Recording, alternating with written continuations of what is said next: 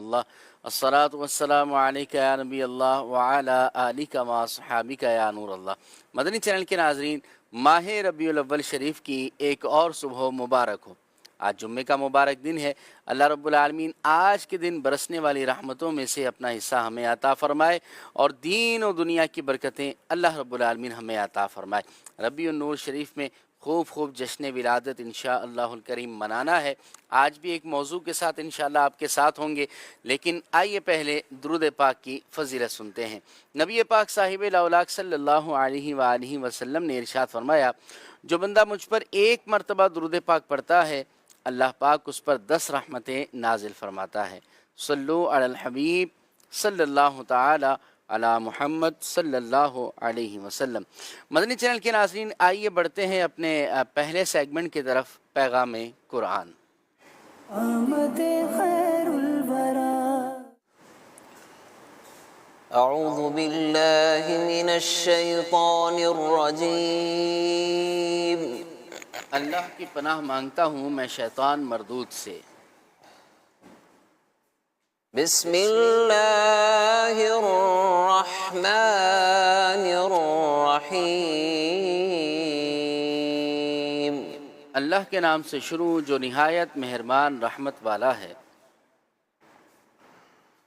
ان الذین کفروا بآیاتنا سوف نصلیہم نارا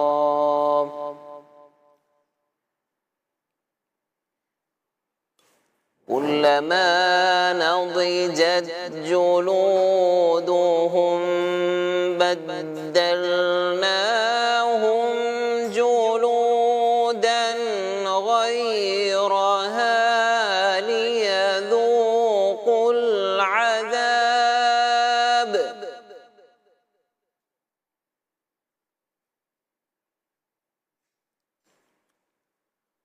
كلما نضجت جلودهم بدلناهم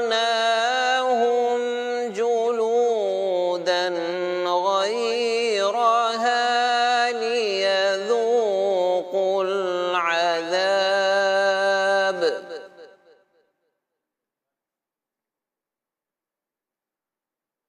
إن الله كان عزيزا حكيما۔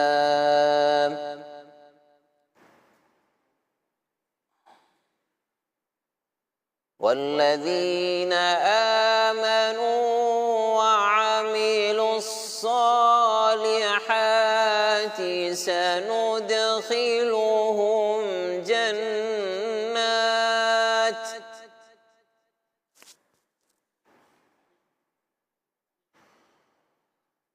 سندخلهم جنات تجري من تحتها الأنهار خالدين فيها أبدا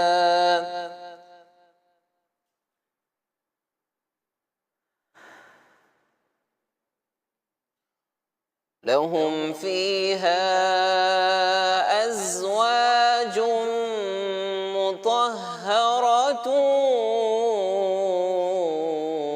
وندخلهم ظلا ظليلا۔ آسان ترجمہ قرآن کنز العرفان۔ بے شک وہ لوگ جنہوں نے ہماری آیتوں کا انکار کیا، عنقریب ہم ان کو آگ میں داخل کریں گے، جب کبھی ان کی کھالیں خوب جل جائیں گی تو ہم ان کی کھالوں کو دوسری کھالوں سے بدل دیں گے کہ عذاب کا مزہ چکھ لیں۔ بے شک اللہ زبردست ہے، حکمت والا ہے۔ اور وہ لوگ جو ایمان لائے اور انہوں نے اچھے عمل کیے، عنقریب ہم انہیں ان باغوں میں داخل کریں گے جن کے نیچے نہریں جاری ہیں، وہ ان میں ہمیشہ رہیں گے، ان کے لیے وہاں پاکیزہ بیویاں ہیں اور ہم انہیں وہاں داخل کریں گے جہاں سایہ ہی سایہ ہوگا۔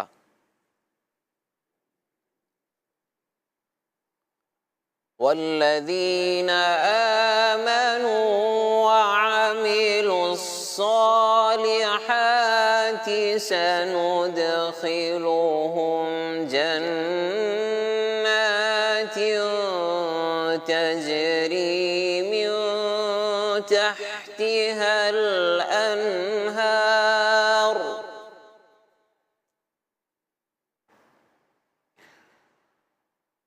سندخلهم جنات تجري من تحتها الأنهار خالدين فيها أبدا لهم فيها أزواج مطهرة وندخلهم ظلا ظليلا۔ تفسیر تعلیم القرآن۔ پہلی آیت مبارکہ میں یہاں کافروں کے سخت عذاب کا تذکرہ ہے اور جہنم کے عذاب کی شدت کا بیان ہے کہ جہنم میں ایسا نہیں ہوگا کہ عذاب کی وجہ سے جل کر آدمی چھوٹ جائے، بلکہ عذاب ہوتا رہے گا، کھالیں جلتی رہیں گی اور اللہ تعالیٰ نئی کھالیں پیدا فرماتا رہے گا تاکہ عذاب کی شدت میں کمی نہ آئے۔ یہ ایسے ہی ہوگا جیسے دنیا میں کسی کی کھال جل جائے تو کچھ عرصے بعد صحیح ہو جاتی ہے۔ کافروں کے عذاب اور جہنم کے ذکر کے بعد ایمان والوں پر کرم نوازیوں اور جنتوں کا بیان کیا گیا ہے۔ یہ قرآن پاک کا ایک انداز ہے کہ کافروں کے افعال اور عذاب کے ذکر کے ساتھ اہل ایمان کے اعمال اور جزا کا ذکر عموماً ہوتا ہے۔ چنانچہ مومنوں کے متعلق فرمایا کہ انہیں باغوں میں داخل کیا جائے گا جہاں انہیں پاکیزہ بیویاں ملیں گی اور وہاں دھوپ نہیں ہوگی، بلکہ رب کریم عز و جل کے نور کی تجلی کی روشنی ہوگی، اور درخت ہوں گے اور ایسی رحمت ہوگی کہ اس کی رحمت اور آسائش انسانی فہم اور بیان سے بالاتر ہے۔ اللہ تعالی ہمیں جہنم کے عذاب سے محفوظ فرمائے اور نبی پاک صلی اللہ علیہ وسلم کی شفاعت کے صدقے جنت کی دائمی نعمتیں عطا فرمائے۔ صدق اللہ العظیم۔ صلو علی الحبیب صلی اللہ تعالی علی محمد صلی اللہ علیہ وسلم۔ الحمدللہ تلاوت قرآن کریم، ترجمہ اور اس کے ساتھ تفسیر کا الحمدللہ ہم نے سماعت کر لیا ہے۔ اللہ رب العالمین قرآن کے نور سے ہمارے دلوں کو منور فرمائے۔ اب بڑھتے ہیں خلیل بھائی کی طرف، لیکن اس سے قبل مدنی چینل کے ناظرین ہمارا ایک موضوع ہوگا، اور موضوع کیا ہوگا عدنان بھائی سے سنتے ہیں۔ عدنان میں کیا موضوع ہوگا آج؟ چہرہ والضحیٰ دیکھتے رہ گئے۔ سبحان اللہ، چہرہ والضحیٰ دیکھتے رہ گئے، چہرہ مصطفیٰ دیکھتے رہ گئے۔ جی آئیے آپ کو اسکرین پر دکھاتے ہیں سوال، آج کا سوال۔ ہمارے پیارے نبی صلی اللہ علیہ وسلم کی ولادت باسعادت کس تاریخ کو اور کس مہینے میں ہوئی؟ یہ سوال ہے، یہ جواب اس کا جواب یہ ہے کہ ہمارے پیارے نبی صلی اللہ علیہ وسلم کی ولادت باسعادت 12 ربیع الاول شریف کو ہوئی۔ بہت آسان اور بہت آسان اس کا سوال اور جواب ہے۔ سوال یہ ہے کہ ہمارے پیارے نبی صلی اللہ علیہ وسلم کی ولادت باسعادت کس تاریخ کو اور کس مہینے میں ہوئی؟ جواب یہ ہے کہ ہمارے پیارے نبی صلی اللہ علیہ وسلم کی ولادت باسعادت 12 ربیع الاول شریف کو ہوئی۔ بچوں کے لیے یہ سوال ہے، 9 بجے تک بچے اس سوال کا جواب ویڈیو کی صورت میں بنا کر ہمارے مدنی چینل کے نمبر پر واٹس اپ کر دیں، سینڈ کر دیں۔ انشاءاللہ الکریم پروگرام میں آپ کی ویڈیو کو چلایا جائے گا۔ اچھی نیتوں کے ساتھ یہ بھیجیں اور چہرہ مصطفیٰ دیکھتے رہ گئے ہمارا آج یہ موضوع ہے۔ اس پر ناظرین آپ بھی کچھ بات کرنا چاہیں، مبلغین سے فرمائش کرنا چاہیں، نعت خواں سے فرمائش کرنا چاہیں تو انشاءاللہ بات کریں گے۔ ہمارے ساتھ مفتی کفیل صاحب بھی انشاءاللہ ہوں گے، کچھ دیر میں ہمیں جوائن کریں گے۔ آپ کچھ مسئلہ پوچھنا چاہتے ہوں تو ان سے وہ بھی پوچھ سکتے ہیں۔ ابھی بڑھتے ہیں خلیل بھائی کی طرف اور ایک کلام اپنے پروگرام میں شامل کرتے ہیں۔ جی خلیل بھائی۔ صلو علی الحبیب صلی اللہ تعالی علی محمد صلی اللہ علیہ وآلہ وسلم۔ آئیے اللہ پاک کی رضا پانے حصول ثواب کی نیت سے مل کر کلام میں شامل ہو جائے، مل کر درود پاک پڑھیے۔ صلی علی نبینا صلی علی محمد صلی علی شفیعنا صلی علی محمد۔ آمد مصطفیٰ ہوئی، آمد مصطفیٰ ہوئی، روشن زمانہ ہو گیا۔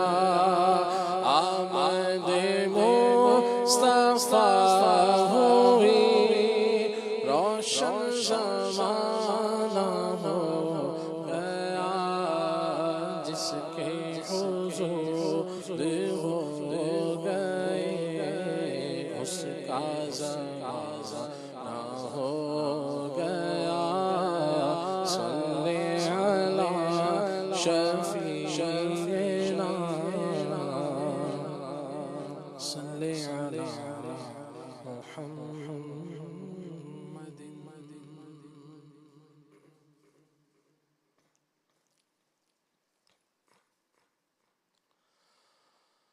حسن و جمال مصطفیٰ مرحبا صد مرحبا، عز و جلال مصطفیٰ مرحبا صد مرحبا، حسن و جمال مصطفیٰ مرحبا صد مرحبا، عز و جلال مصطفیٰ مرحبا صد مرحبا۔ آقا کا امام مرحبا، آقا کا امام مرحبا، آقا کا چہرہ مرحبا، آقا کا تبسم مرحبا، آقا کی باتیں مرحبا، آقا کی باتیں مرحبا، دندان مبارک مرحبا، نالین مبارک مرحبا، صدقے یا رسول اللہ، صدقے یا رسول اللہ، صدقے یا رسول اللہ، میں صدقے یا رسول اللہ۔ حسن و جمال مصطفیٰ مرحبا صد مرحبا، عز و جلال مصطفیٰ مرحبا صد مرحبا۔ ایڈا سونا نبی کوئی دنیا تے آیا نہیں، یار ایہو جیا کوئی رب نے بنایا نہیں۔ آمینہ دا جان جے عرشہ دا تارا، قسم خدا دی مینوں سب نالوں پیارا۔ دساں کی میں مصطفیٰ دی کیڈی سونی شان ہے، آپ دی تعریف وچ سارا قرآن ہے، پڑھ کے تو ایک جیڑا مرضی سے پارا، قسم خدا دی مینوں سب نالوں پیارا۔ سب سے پہلے حضرت یوسف کا نام پاک لو، گئے تیرے امیدواران جمال، حسن و جمال جمال مصطفیٰ مرحبا صد مرحبا عز و جلال مصطفیٰ مرحبا صد مرحبا ہے کلام الہی میں شمس و ضحیٰ پھر چہرہ نور فضا کی قسم قسم شب تار میں راز یہ تھا کہ حبیب کی زلف دوتا کی قسم تیرے خلق کو حق نے عظیم کیا تیرے خلق کو حق نے جمیل کیا کوئی تجھ سا ہوا نہ کوئی تجھ سا ہوا ہے نہ ہوگا شاہ تیرے خالق حسن و ادا کی قسم خامہ قدرت کا حسن دستکاری واہ واہ کیا ہی تصویر اپنے پیارے کی سواری واہ واہ حسن و جمال مصطفیٰ مرحبا صد مرحبا عز و جلال مصطفیٰ مرحبا صد مرحبا تاج والے دیکھ کر تیرا امام نور کا سر جھکاتے ہیں الہی بول بالا نور کا تیری نسل پاک میں ہے بچہ بچہ نور کا تو ہے عین نور تیرا سب گھرانہ نور کا میل سے کس درجہ ستھرا ہے وہ پتلا نور کا ہے گلے میں آج تک کو راگی کرتا نور کا شمع دل مشکات تن سینہ زجاجہ نور کا تیری صورت کے لیے آیا ہے سورہ نور کا کاف کیسو ہے دہر کاف کیسو ہے دہر یا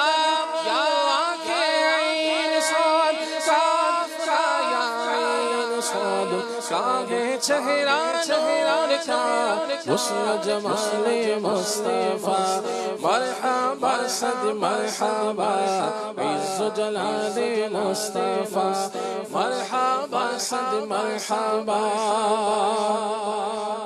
اقوال مصطفیٰ مرحبا صد مرحبا احوال مصطفیٰ مرحبا صد مرحبا اعمال مصطفیٰ مرحبا صد مرحبا خاندان مصطفیٰ مرحبا صد مرحبا اصحاب آل مصطفیٰ مرحبا صد مرحبا جود و نوال مصطفیٰ مرحبا صد مرحبا اور جو کمال مصطفیٰ مرحبا صد مرحبا والدین مصطفیٰ مرحبا صد مرحبا امت مصطفیٰ مرحبا صد مرحبا صدقے یا رسول اللہ صدقے یا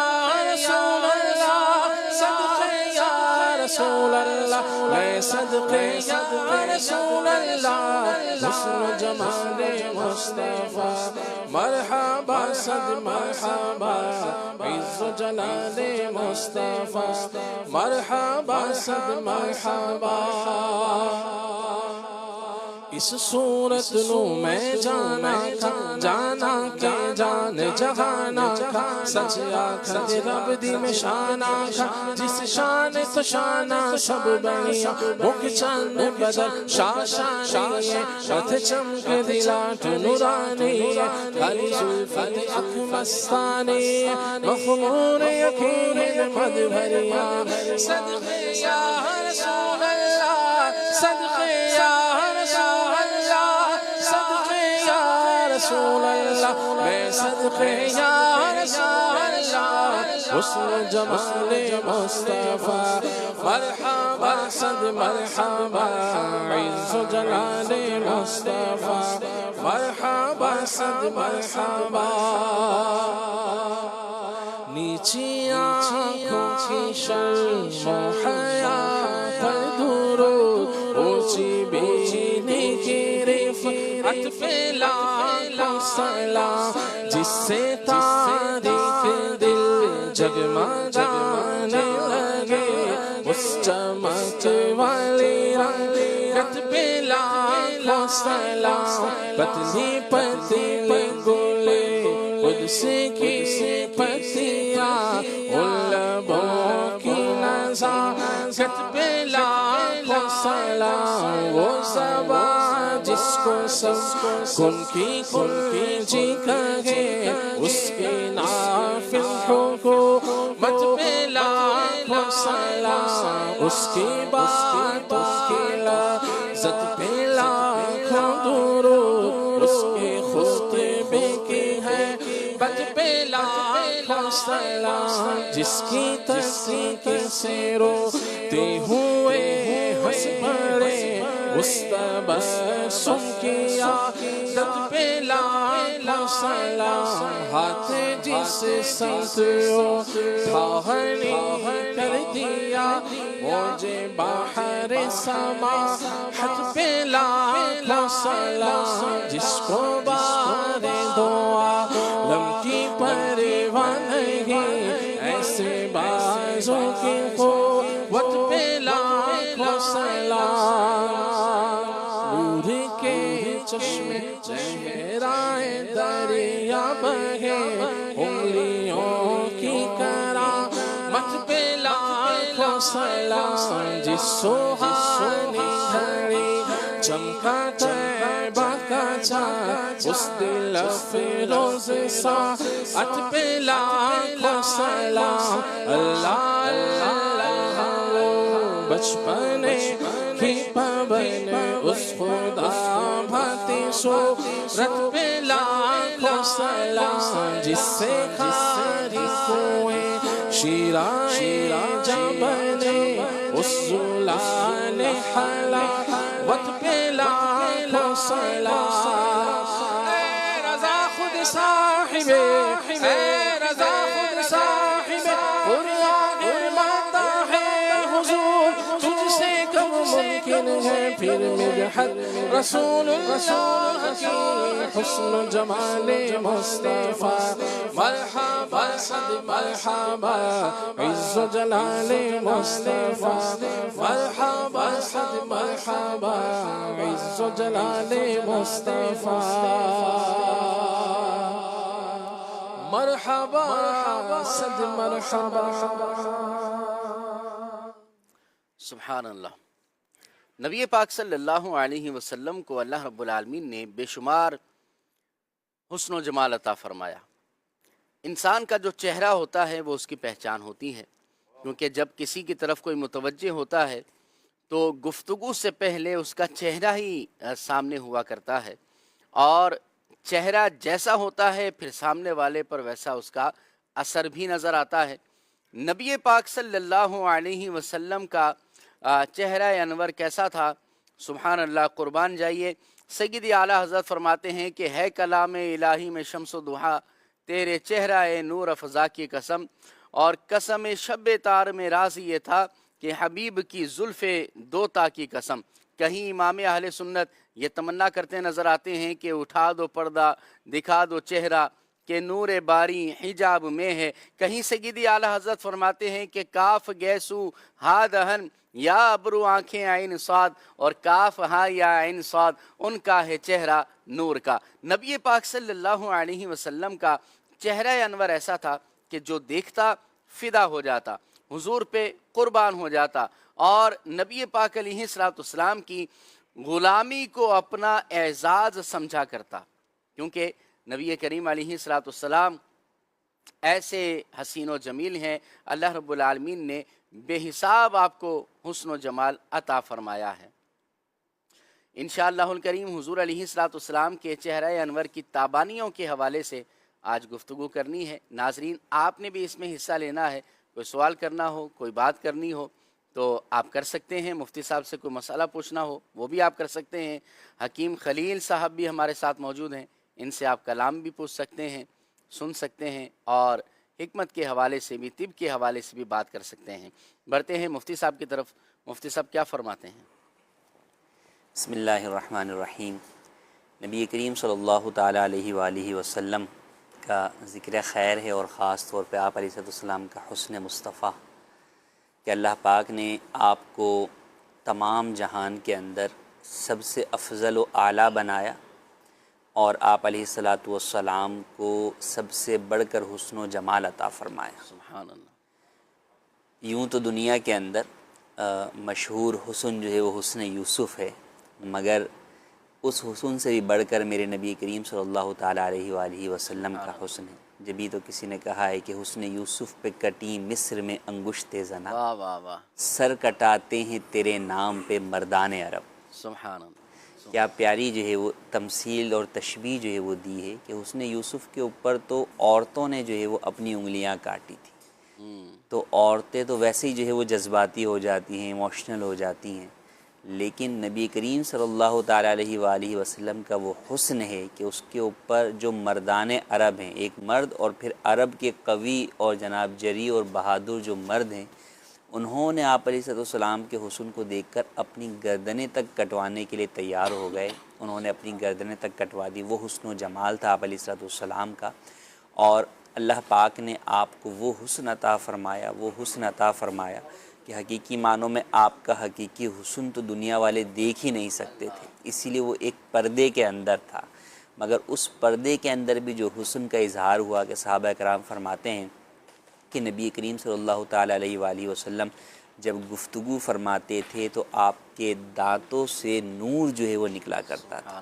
سبحان اللہ۔ صحابہ فرماتے ہیں نبی کریم صلی اللہ تعالیٰ علیہ وآلہ وسلم کا، حضرت انس فرماتے ہیں کہ میں نے دیباج و حریر جیسے جو ہے وہ ریشم کپڑے جو ہے وہ دیکھے، لیکن حضور کے بدن مبارک کو اس سے زیادہ نرم اور ملائم میں نے پایا۔ تو یہ نبی کریم صلی اللہ تعالیٰ علیہ وآلہ وسلم کا حسن تھا کہ اللہ پاک نے آپ کو وہ حسن عطا فرمایا کہ جب غیر مسلم بھی آپ کو دیکھتے تھے تو کئی ایسے واقعات ملتے ہیں کہ فقط حضور کی زیارت کر کے وہ ایمان لے آیا، سبحان اور وہ یہ کہہ اٹھا کہ یہ چہرہ جو ہے وہ کسی جھوٹے کا نہیں ہو سکتا، یہ چہرہ جو ہے وہ کسی جو ہے وہ فریب دینے والے شخص کا جو ہے وہ نہیں ہو سکتا۔ تو اللہ نے آپ کو حسن و جمال عطا فرمایا۔ سبحان اللہ، سبحان اللہ۔ لیس ھذا بوجہ کذاب، یہ کسی جھوٹے کا چہرہ نہیں ہو سکتا۔ سچ کی رونق بندے کے چہرے پر نظر آتی ہے، سچائی کی چمک انسان کے چہرے پر نظر آتی ہے، اور پھر نبی کریم علیہ السلام تو سچوں کے سردار ہیں، آپ علیہ السلام تو سچ کی ترغیب دینے والے ہیں، ہمیشہ آپ نے سچ فرمایا ہے۔ تو آپ کا چہرہ انور ایسا تھا کہ آپ کے چہرے کو دیکھ کر ہی آپ پر قربان ہو جایا کرتے تھے۔ نبی کریم علیہ السلام کے حسن کو کما حقہ مکمل ظاہر نہ کیا گیا۔ حدیث میں میرے آقا علیہ السلام نے فرمایا لم یعرفنی حقیقتا غیر ربی، فرمایا میری حقیقت کو میرے رب کے علاوہ کوئی جانتا ہی نہیں، کوئی پہچان ہی نہ سکا۔ نبی پاک علیہ السلام کا حسن و جمال، اعلیٰ حضرت فرماتے ہیں کہ حسن کھاتا ہے جن کے نمک کی قسم، وہ ملیح دلارا ہمارا نبی۔ کھانے کے اندر ناظرین نمک ہوتا ہے نا، تو اگرچہ وہ بہت کم ہوتا ہے لیکن اس کا اپنا ایک ٹیسٹ ہوتا ہے، ایک اپنا ذائقہ ہوتا ہے، لیکن اگر عدنان بھائی وہ نمک ہی نہ ہو کھانے کے اندر تو وہ اپنی کمی کا احساس دلاتا ہے، بے شک، یعنی وہ اہم کھانے کا جز ہے۔ نبی پاک علیہ السلام کا حسن ایسا ہے کہ جب کبھی حسنوں کی بات کی جائے، حسن و جمال کی بات کی جائے، اور نبی کریم علیہ السلام کے حسن کی بات ہی نہ ہو تو وہ ذکر ہی پھیکا ہوتا ہے۔ کیا فرمائیں گے؟ بالکل عمران بھائی، نبی پاک صلی اللہ تعالیٰ علیہ وآلہ وسلم کے حسن و جمال کی بات کی جائے، اور حدیث پاک میں ہے اور بعض مفسرین کرام نے اس کو ذکر کیا، نبی پاک علیہ السلام کو اللہ پاک نے حسن ملاحت سے نوازا تھا، سبحان اللہ۔ اور جناب سیدنا یوسف علیہ السلام کو حسن صباحت سے اللہ تبارک و تعالیٰ نے حصہ عطا فرمایا تھا، اور اس کو بعد میں بعض جو ہے وہ اہل ذوق یوں اس کی تقسیم کرتے ہیں صباحت اور ملاحت کو، کہ صباحت اور ملاحت میں ایسے ہی فرق ہے جیسے میٹھا اور نمکین دو چیزیں ہوں، تو میٹھا تھوڑا سا کھا سکتا ہے بندہ، اس کے بعد سیر ہو جاتا ہے، لیکن نمکین جو ہے اس کی ایک اپنی ہی چاشنی، اپنی ہی لذت اور اس سے بندہ سیر جو ہے نا وہ میٹھے کے مقابلے میں جلد نہیں ہوتا.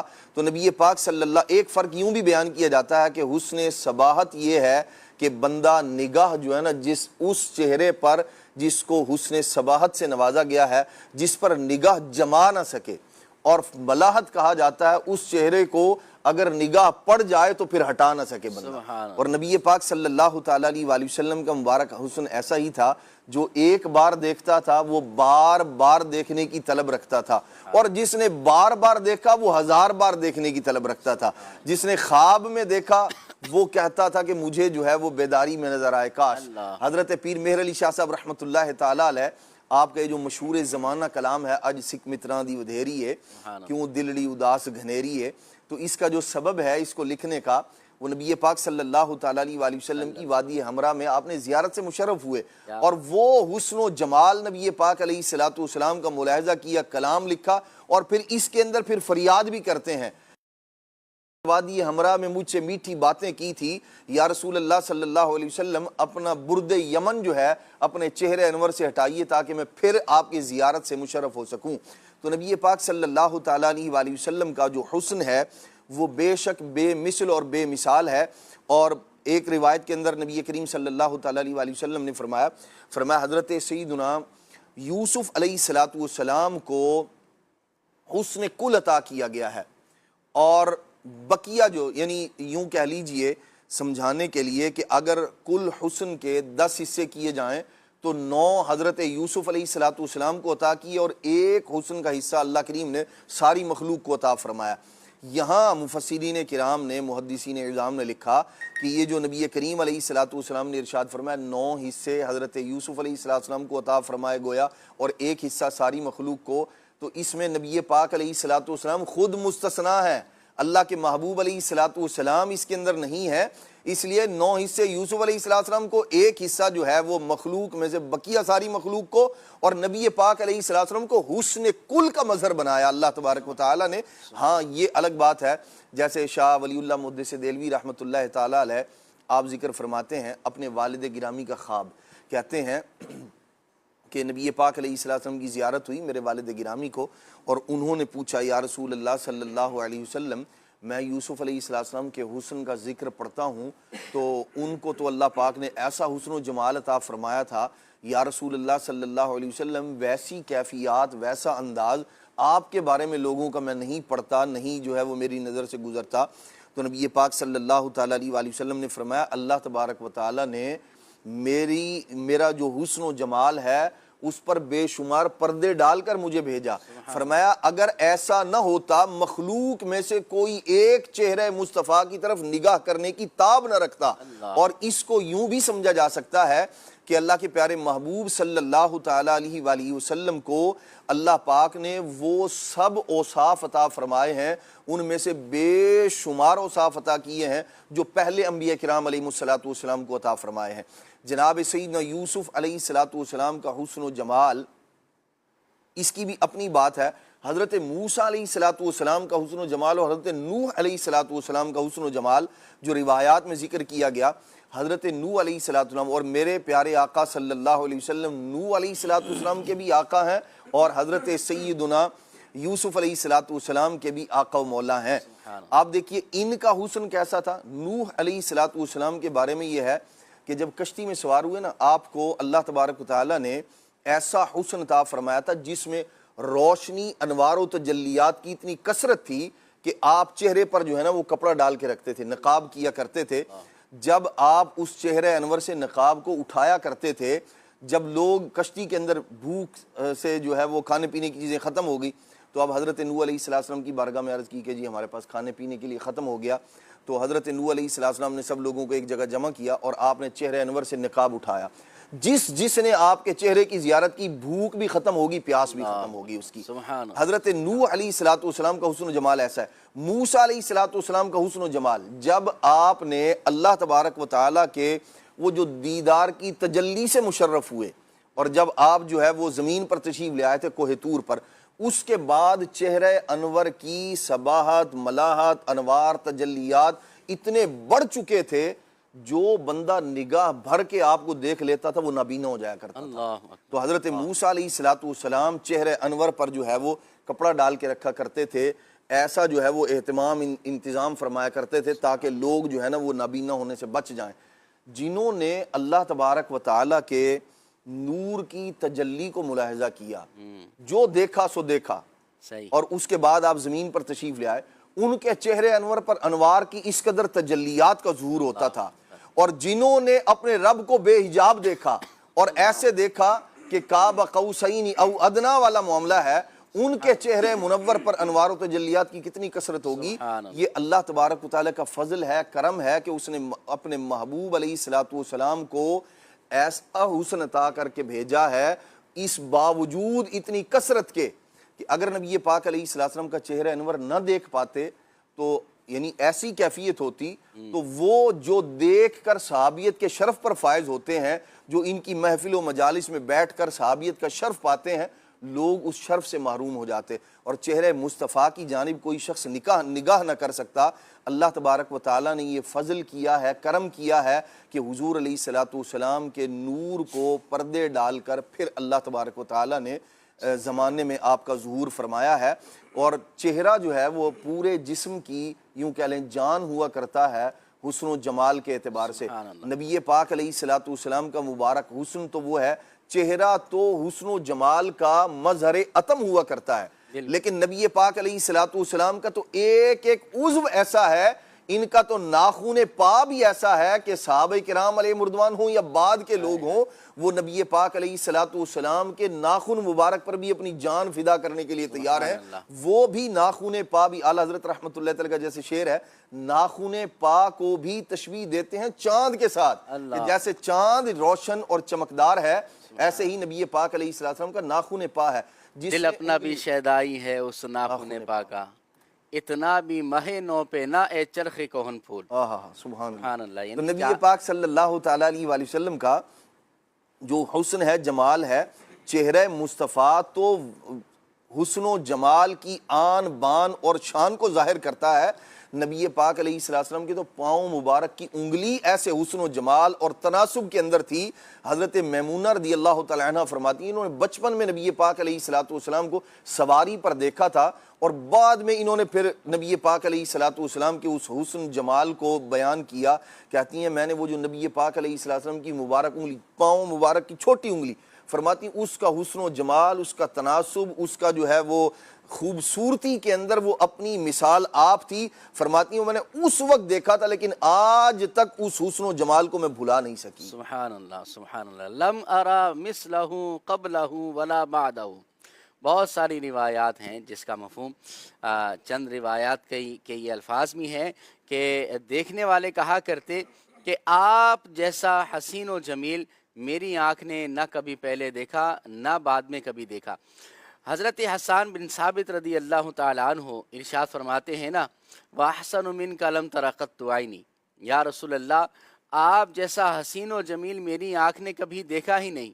وَأَجْمَلُ مِنْكَ لَمْ تَلِدِ النِّسَاء، یا رسول اللہ دیکھتی کیسے کہ آپ جیسا حسین و جمیل کسی ماں نے جنا ہی نہیں۔ خُلِقْتَ مُبَرَّأً مِّن كُلِّ عَيْبٍ، یا رسول اللہ آپ کو اللہ نے ہر ایک عیب سے پاک پیدا فرمایا ہے۔ کأنک قد خلقت کما تشاء، یا رسول اللہ رب نے آپ کو ویسا پیدا فرمایا جیسا کہ آپ پیدا ہونا چاہتے تھے۔ اللہ بھائی یہاں یہ ایک تو مشہور جو ہے وہ جملہ پہلا جو ہے وَأَحْسَنُ مِنْكَ لَمْ تَرَ قَطُّ عَيْنِي، اس کو وَأَحْسَنُ مِنْكَ لَمْ تَرَ قَطُّ عَيْنٌ کے ساتھ بھی ہے۔ اچھا، یعنی ایک تو فرما رہے ہیں کہ میری آنکھ نے نہیں دیکھا، اور ایک فرماتے ہیں وَأَحْسَنُ مِنْكَ لَمْ تَرَ قَطُّ عَيْنٌ، کسی آنکھ نے بھی نہیں دیکھا، اور پھر آگے اس کی دلیل کو ذکر فرماتے ہیں۔ تو دونوں طرح کے الفاظ جو ہیں وہ موجود ہیں۔ کیا بات ہے، کیا بات ہے۔ خلیل بھائی بھی پڑھتے رہیں تو کیا بات ہے۔ مکھ چند بدل شاشانی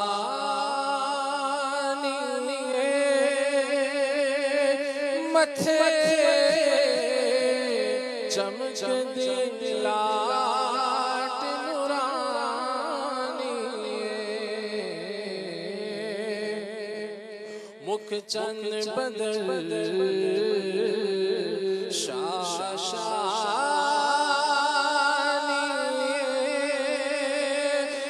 متھے چمک دے لاٹ نورانی متھے چمک دی لاٹ نورانی کالی زلف تے اکھ مستانی کالی زلف تے اکھ مستانی مخمور اکھیں مد بھری اس صورت نو میں جانا کھا جانا کے جان جہانا کھا اس صورت نو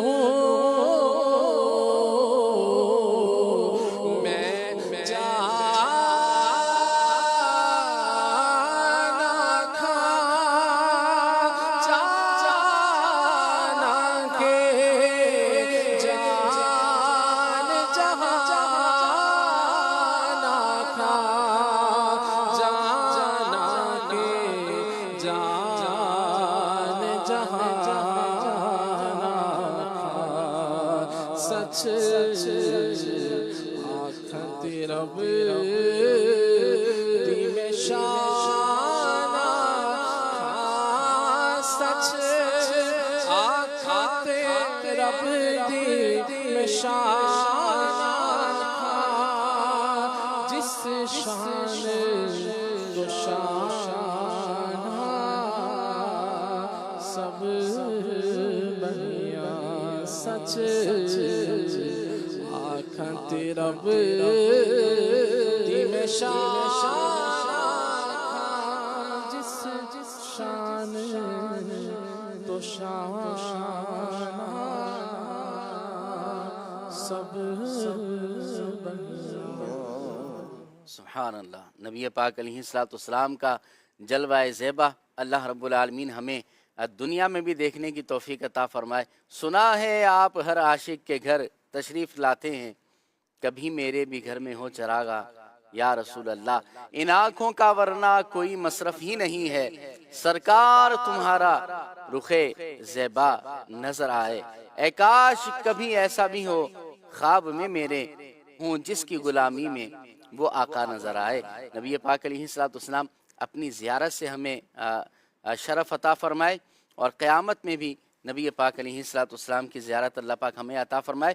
مفتی صاحب یہ ارشاد فرمائیے گا کہ نبی پاک علیہ السلام کے چہرہ انور کو چاند سے تشبیہ دی جاتی ہے، اور کچھ روایات بھی اس طرح کی ہیں کہ نبی پاک علیہ السلام کا چہرہ انور 14ویں رات کے چاند کی طرح چمکتا دمکتا تھا۔ نبی پاک علیہ السلام کا چہرہ انور چاند جیسا چمک دمک میں موجود تھا۔ تو اب اس کے حوالے سے ارشاد فرمائیے کہ حضور علیہ السلام کے چہرہ انور کو چاند سے تشبیہ دینا۔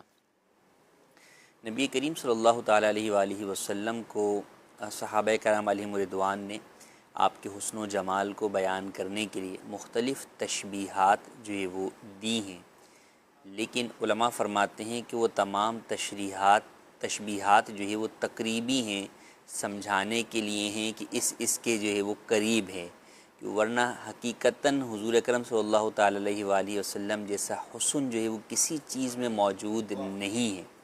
اسی لیے صحابہ کرام علیہم رضوان کے کئی روایات ہیں، چنانچہ حضرت جابر بن سمرہ رضی اللہ تعالیٰ عنہ فرماتے ہیں کہ میں نے ایک رات جب کہ چاند جوبن پر تھا، چاند جوبن پر کب ہوتا ہے؟ 14ویں کی رات کو جو ہے وہ ہوتا ہے۔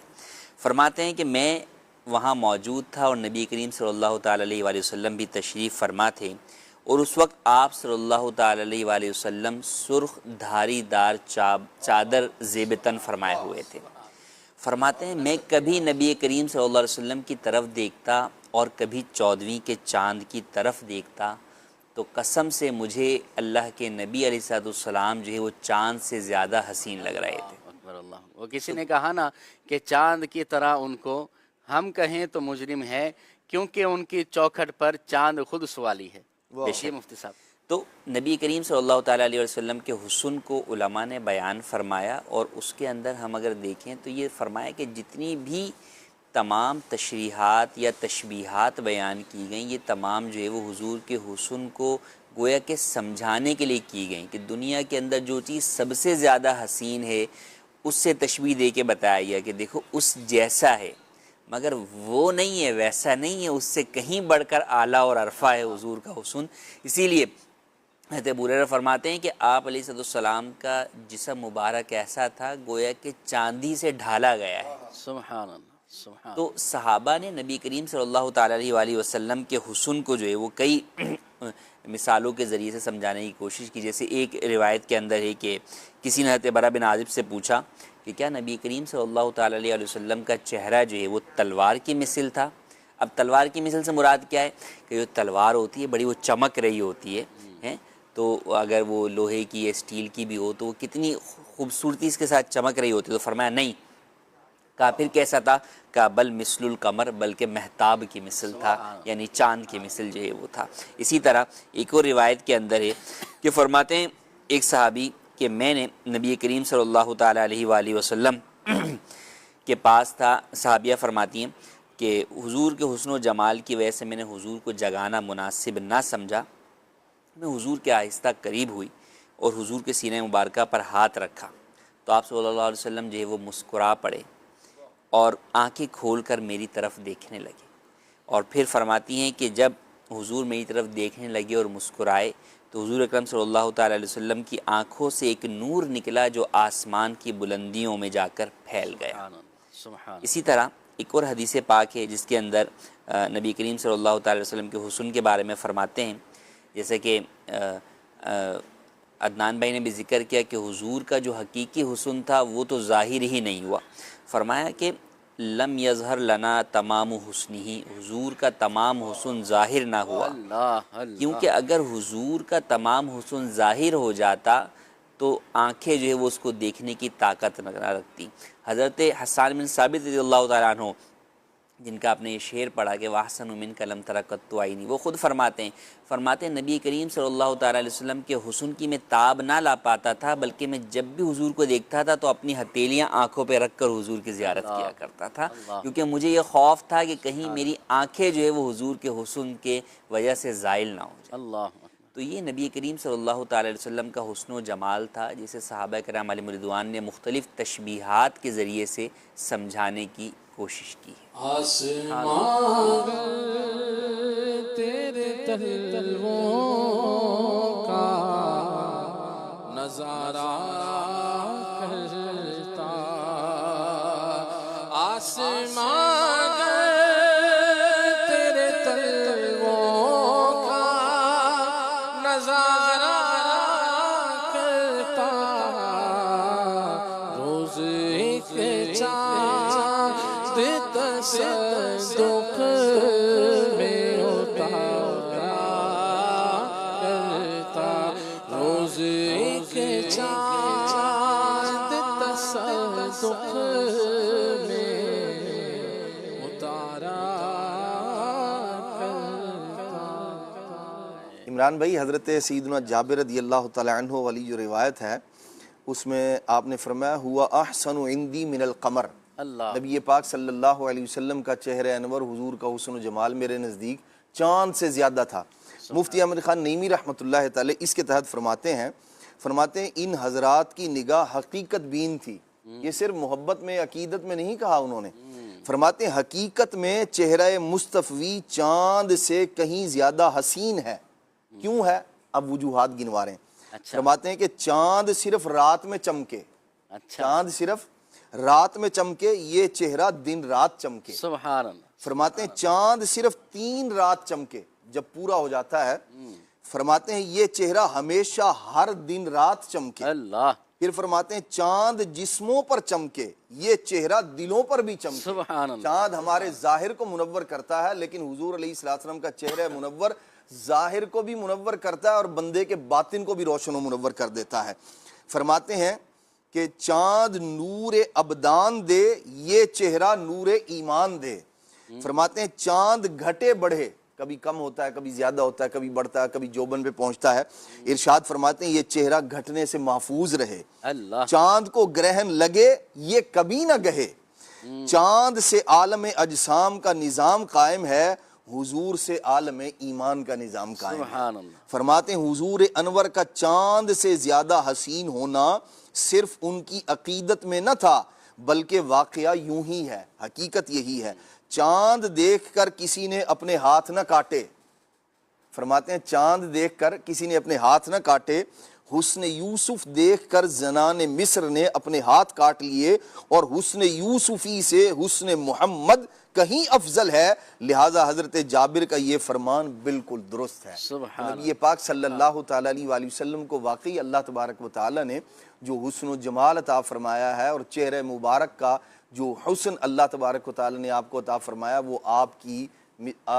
ہی اس کے مستحق ہیں، اور وہ آپ اپنی مثال آپ ہے۔ سبحان اللہ۔ جب حسن تھا ان کا خلیل بھائی، جلوہ نما۔ ان کا جلوہ نما انوار کا عالم کیا ہوگا؟ سبحان اللہ۔ جب حسن تھا ان کا جلوہ نما انوار کا عالم کیا ہوگا، جب حسن تھا ان کا جلوہ نما انوار کا عالم کیا ہوگا، ہر کوئی فدا ہے بن دیکھے، ہر کوئی فدا ہے بن دیکھے، دیدار کا عالم کیا ہوگا، دیدار کا عالم کیا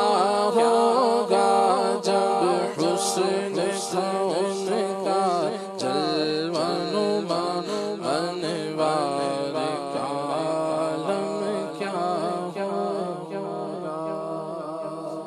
عمران بھائی، پیارے آقا صلی اللہ تعالیٰ علیہ وآلہ وسلم کا جو چہرہ اقدس ہے، اللہ پاک نے اس میں کیسی کشش اور کیسی ہدایت کا مظہر بنایا تھا۔ نبی پاک علیہ السلام کا جو چہرہ انور ہے، یہ اللہ تبارک و تعالیٰ کے جمال کا مظہر بھی ہے۔ تو جو نبی پاک صلی اللہ تعالیٰ علیہ وآلہ وسلم جمال کا مظہر ہے، اسی لیے جو دیکھتا تھا وہ اللہ تبارک و تعالیٰ کا اس پر فضل اور کرم یوں ہوتا تھا، نور ہدایت سے اس کا دل روشن و منور ہو جایا کرتا تھا۔ اور اجنبی لوگ جو نہیں جانتے تھے، جنہوں نے پہلی بار اللہ کے پیارے محبوب صلی اللہ علیہ وسلم کو دیکھا ہوتا تھا، ان کی نگاہیں بھی رک جایا کرتی تھی چہرہ مصطفیٰ پر۔ آپ دیکھیے حضرت سیدہ ام معبد رضی اللہ تعالی عنہ، ان کا جو واقعہ ہے، یہ نبی پاک علیہ السلام کو نہیں جانتی تھی، لیکن جو نبی پاک علیہ السلام کا حسن جمال، سرکار صلی اللہ تعالیٰ علیہ وآلہ وسلم کا جو حلیہ مبارک جتنی تفصیل کے ساتھ حضرت ام معبد رضی اللہ تعالیٰ عنہ نے بیان کیا ہے، وہ کسی اور سے اتنی تفصیل کے ساتھ ملتا نہیں۔ حالانکہ ان کا وہ نبی کریم علیہ السلام کا ان کے گھر تشریف لانا، کچھ دیر آرام کرنا، اور وہاں جو ہے وہ کھانے پینے کا کچھ سلسلہ کرنا، اور اس کے بعد تشریف لے جانا، اور پھر اس کے فوراً بعد، یعنی سرکار علیہ السلام تشریف لے کر گئے ہیں، فوراً بعد ان کے جو شوہر ہیں ابو معبد، وہ آئے ہیں، اور وہ آ کے پوچھ رہے ہیں کون آیا تھا۔ گھر کا جو نظام تھا، جو انداز تھا، وہ بدلا ہوا۔ گھر میں دودھ نام کی شے کوئی نہیں تھی، لیکن ادھر برتن بھرے ہوئے ہیں۔ انہوں نے جب دیکھا، اور پھر وہ آثار بتاتے ہیں کہ وہ آتے ہیں، سرکار صلی اللہ تعالیٰ علیہ وآلہ وسلم کا یہاں سے گزر مبارک ہوا ہے، تو گویا وہ جو ان کا گھر تھا، وہاں کے جو رستے تھے، وہ بتا رہے تھے، پتہ دے رہے تھے۔ اور حضرت ام معبد رضی اللہ تعالیٰ عنہ کو بھی اس وقت تک حضور علیہ السلام کو نام مبارک بھی نہیں پتہ تھا۔ جب ابو معبد نے پوچھا کہ بھی کون آیا تھا، تو حضرت ام معبد پتہ کیا کہتی ہیں؟ ایک مبارک آیا تھا، مبارک، ایک برکت والی شخصیت تشریف لائے تھے، اور چونکہ برکتیں وہ دیکھ چکی تھی نبی پاک صلی اللہ تعالیٰ علیہ وآلہ وسلم کی۔ اچھا، پوچھا تھا کیسے دکھتے تھے؟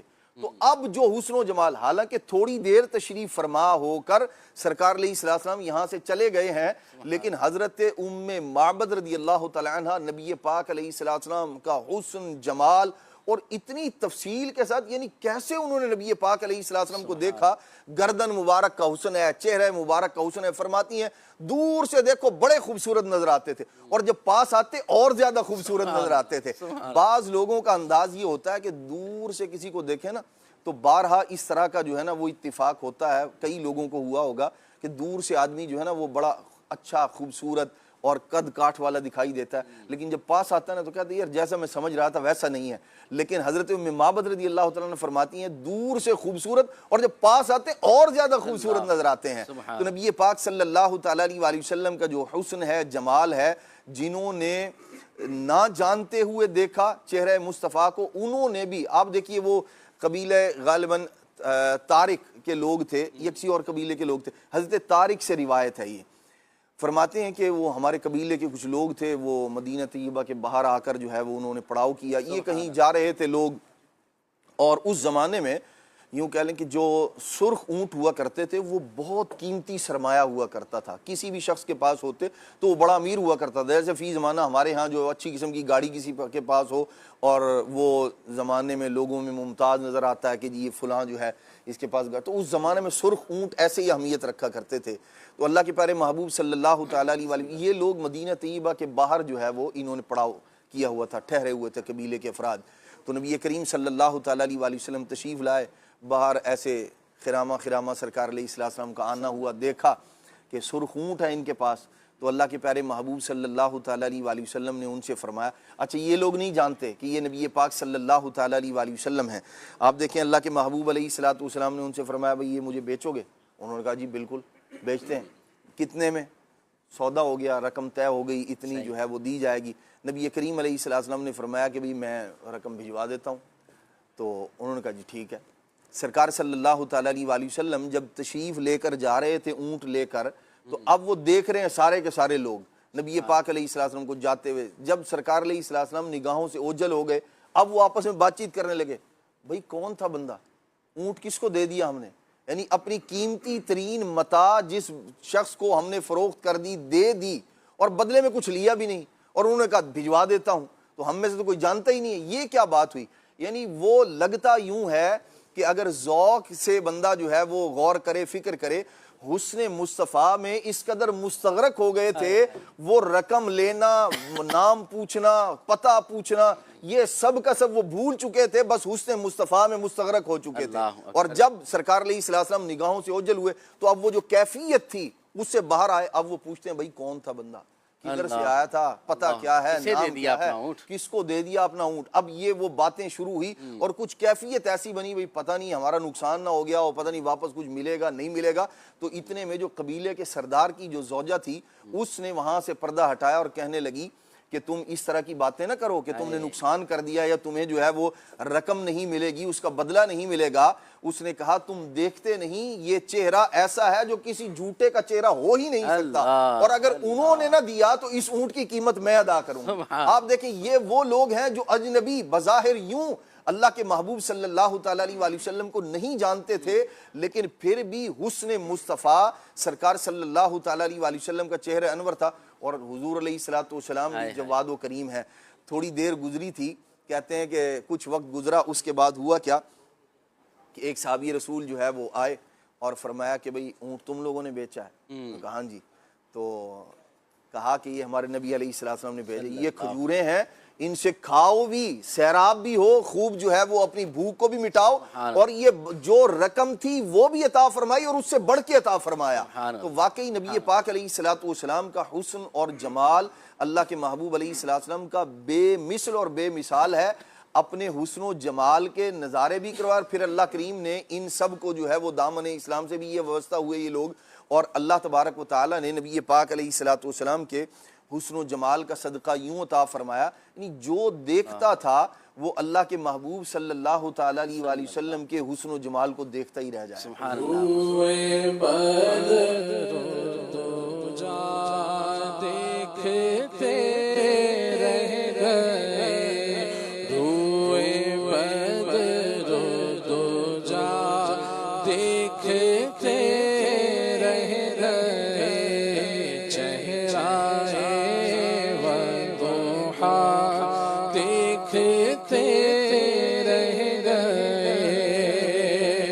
حسن خیر الورا میں خدا کی قسم، حسن خیر الورا میں خدا قسم حسن خیر الورا میں خدا کی قسم ہم جمال خدا دیکھتے رہ گئے، ہم جمال خدا دیکھتے رہ گئے، روئے بدر دو جا دیکھتے رہ گئے، چہرائے والضحا دیکھتے رہ گئے۔ سبحان اللہ سبحان اللہ۔ مدنی چینل کے ناظرین، جس نبی علیہ السلام کے حسن و جمال کے ذکر میں ایسا مزہ آتا ہے، لطف آتا ہے کہ بندہ کہتا ہے کہ بس سنتا ہی رہیں یا بیان ہی کرتا رہیں۔ یقین کریں جب عدنان بھائی بیان کر رہے تھے تو ایسا ایک لطف و سرور کی کیفیت تھی، بیان نہیں کیا جا سکتا۔ لیکن ناظرین، کیا کبھی دل میں یہ تمنا پیدا ہوئی ہے کہ نبی پاک علیہ السلام کے جمال جہاں آرا کو ہم نے دیکھنا ہے؟ اللہ اکبر۔ کچھ ایسا کر دے میرے کردگار آنکھوں میں، ہمیشہ نقش رہے روئے یار آنکھوں میں۔ تو یہ تمنا اپنے دل کے اندر، یہ تڑپ اپنے دل کے اندر پیدا کریں۔ اور پیارے آقا علیہ السلام آج بھی نوازتے ہیں، بے شک۔ آج بھی کرم فرماتے ہیں، آہا۔ لیکن نبی پاک علیہ السلام جب کرم فرماتے ہیں تو حضور علیہ السلام کی زیارت کرنے کے علماء نے طریقے بھی لکھے ہیں۔ آہا۔ مختلف طریقے ہیں، درود پاک کی کثرت کی جائے، دیگر بھی ہیں، اور ویسے بھی ربیع الاول شریف کا مہینہ ہے تو درود پاک کا مہینہ ہے، صلاۃ والسلام کا مہینہ ہے، اور اس کے حوالے سے ہمیں کوشش کرنی چاہیے۔ مفتی صاحب یہ ارشاد فرمائیے گا کہ پیارے آقا علیہ السلام کا حسن و جمال، آقا دو عالم علیہ السلام کے جسم انور کا سایہ نہیں تھا، کیا فرماتے ہیں؟ امام اہل سنت جو ہے وہ فرماتے ہیں، تو ہے سایہ نور کا، ہر عضو ٹکڑا نور کا، سائے کا سایہ نہ ہوتا ہے نہ سایہ نور کا۔ واہ۔ نبی کریم صلی اللہ تعالیٰ علیہ وآلہ وسلم جو ہے وہ اللہ رب العالمین کے نور سے، اللہ نے اپنے نور سے اپنے حبیب کے نور کو پیدا فرمایا۔ نبی کریم صلی اللہ تعالیٰ علیہ وآلہ وسلم نور ہیں، اللہ نے آپ کو نور بھی قرآن میں ارشاد فرمایا، سراج منیر بھی جو ہے وہ ارشاد فرمایا۔ سراج منیر مطلب چمکتا ہوا روشن چراغ۔ تو نبی کریم صلی اللہ تعالیٰ علیہ وآلہ وسلم تو خود نور ہیں، سبحان اللہ، روشنی ہیں، لوگوں کو روشنی دینے والے ہیں، ہدایت کی راہ جو ہے وہ دکھانے والے ہیں، اور خود آپ کی ذات طیبہ بلکہ آپ کا ہر عضو جو ہے وہ نور ہے، اور آپ مکمل طور پہ سراپا نور ہیں۔ تو جب آپ نور ہیں تو نور کا سایہ نہیں ہوا کرتا۔ اسی بات کو امام اہل سنت فرمایا کہ اولاً تو یہ کہ نبی کریم صلی اللہ تعالیٰ علیہ وسلم اللہ پاک کی ذات کا مظہر ہیں۔ سبحان اللہ۔ تو حضور کائنات میں رب تعالیٰ کا سایہ ہے، تو فرمایا سائے کا سایہ نہیں ہوتا، شیڈو کا شیڈو نہیں ہوتا۔ صحیح۔ تو آپ تو خود اللہ کی رحمت کا مظہر ہیں، سایہ ہیں، تو آپ کا سایہ نہیں ہوگا۔ سبحان ایک تو یہ دلیل فرمائی، دوسرا فرمایا کہ نور کا سایہ نہیں ہوتا، یعنی روشنی کا سایہ نہیں ہوتا۔ روشنی جب کسی چیز پر پڑتی ہے تو وہ رکاوٹ بن جاتی ہے وہ چیز روشنی سے، اور اس کے دوسری طرف جو ہے وہ اس چیز کا سایہ جو ہے وہ ہو جاتا ہے، لیکن خود روشنی کا سایہ ہو ایسا نہیں ہوتا۔ تو نبی کریم صلی اللہ تعالیٰ علیہ وآلہ وسلم تو خود جو ہے وہ نور ہیں، آپ کا سایہ جو ہے وہ نہیں ہو سکتا۔ اور اس کو بڑا پیارا جو ہے وہ علماء نے جو ہے وہ بیان بھی فرمایا کہ نبی کریم صلی اللہ تعالیٰ علیہ وسلم کے بارے میں ہر مسلمان کو اس بات کا جو ہے وہ بڑا یقین اور عقیدہ جو ہے وہ ہے، اور اس سے کوئی انکار نہیں کر سکتا کہ اگر دعا حضور کی قبول نہ ہوگی تو کس کی قبول ہوگی؟ اللہ اکبر۔ حضور سے بڑھ کر کوئی مستجاب الدعوات ہو سکتا ہے کہ جس کی دعا قبول نہ ہو؟ اور حضور کی یہ دعائیں جو ہے وہ احادیث میں مروی ہیں، جس میں حضور نے فرمایا کہ اللہم اجعلنی نورا، یا اللہ تو مجھے نور بنا دے۔ سبحان اللہ۔ بلکہ اپنے ایک ایک عضو کے حوالے سے کہا کہ یا اللہ جو ہے وہ میرے دل کو نور بنا دے۔ تو فرمایا کہ یہ حدیث پاک اس بات پر شاہد ہیں کہ اللہ کے نبی نے یہ دعا کی، اللہ نے حضور کو نور بنایا، سبحان اللہ۔ اور اسی لیے نور کا جو ہے وہ سایہ نہیں ہوتا۔ اور پھر کچھ روایات بھی ہیں، چنانچہ امام جلال الدین سیوطی رحمۃ اللہ تعالیٰ علیہ نے خصائص الکبریٰ، جو نبی کریم صلی اللہ تعالی وسلم کی خصائص کے اوپر آپ نے کتاب لکھی، اس کے اندر یہ روایت جو ہے وہ حضرت سیدنا ذکوان رضی اللہ تعالیٰ عنہ سے روایت کی ہے کہ وہ فرماتے ہیں کہ نبی کریم صلی اللہ تعالیٰ علیہ وسلم کا سایہ سورج اور چاند کی روشنی میں ہرگز نظر نہ آیا کرتا تھا۔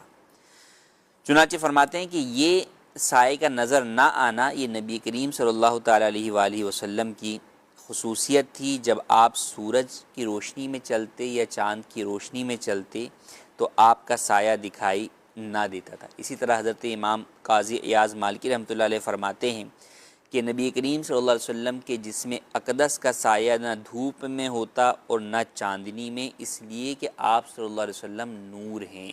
سبحان اللہ۔ تو نبی کریم صلی اللہ تعالیٰ علیہ وآلہ وسلم نور ہیں۔ اللہ نے قرآن میں فرمایا قد جاءکم من اللہ نور و کتاب مبین، سبحان اللہ۔ کہ اللہ کے پاس سے تمہارے پاس ایک نور آیا اور ایک روشن کتاب۔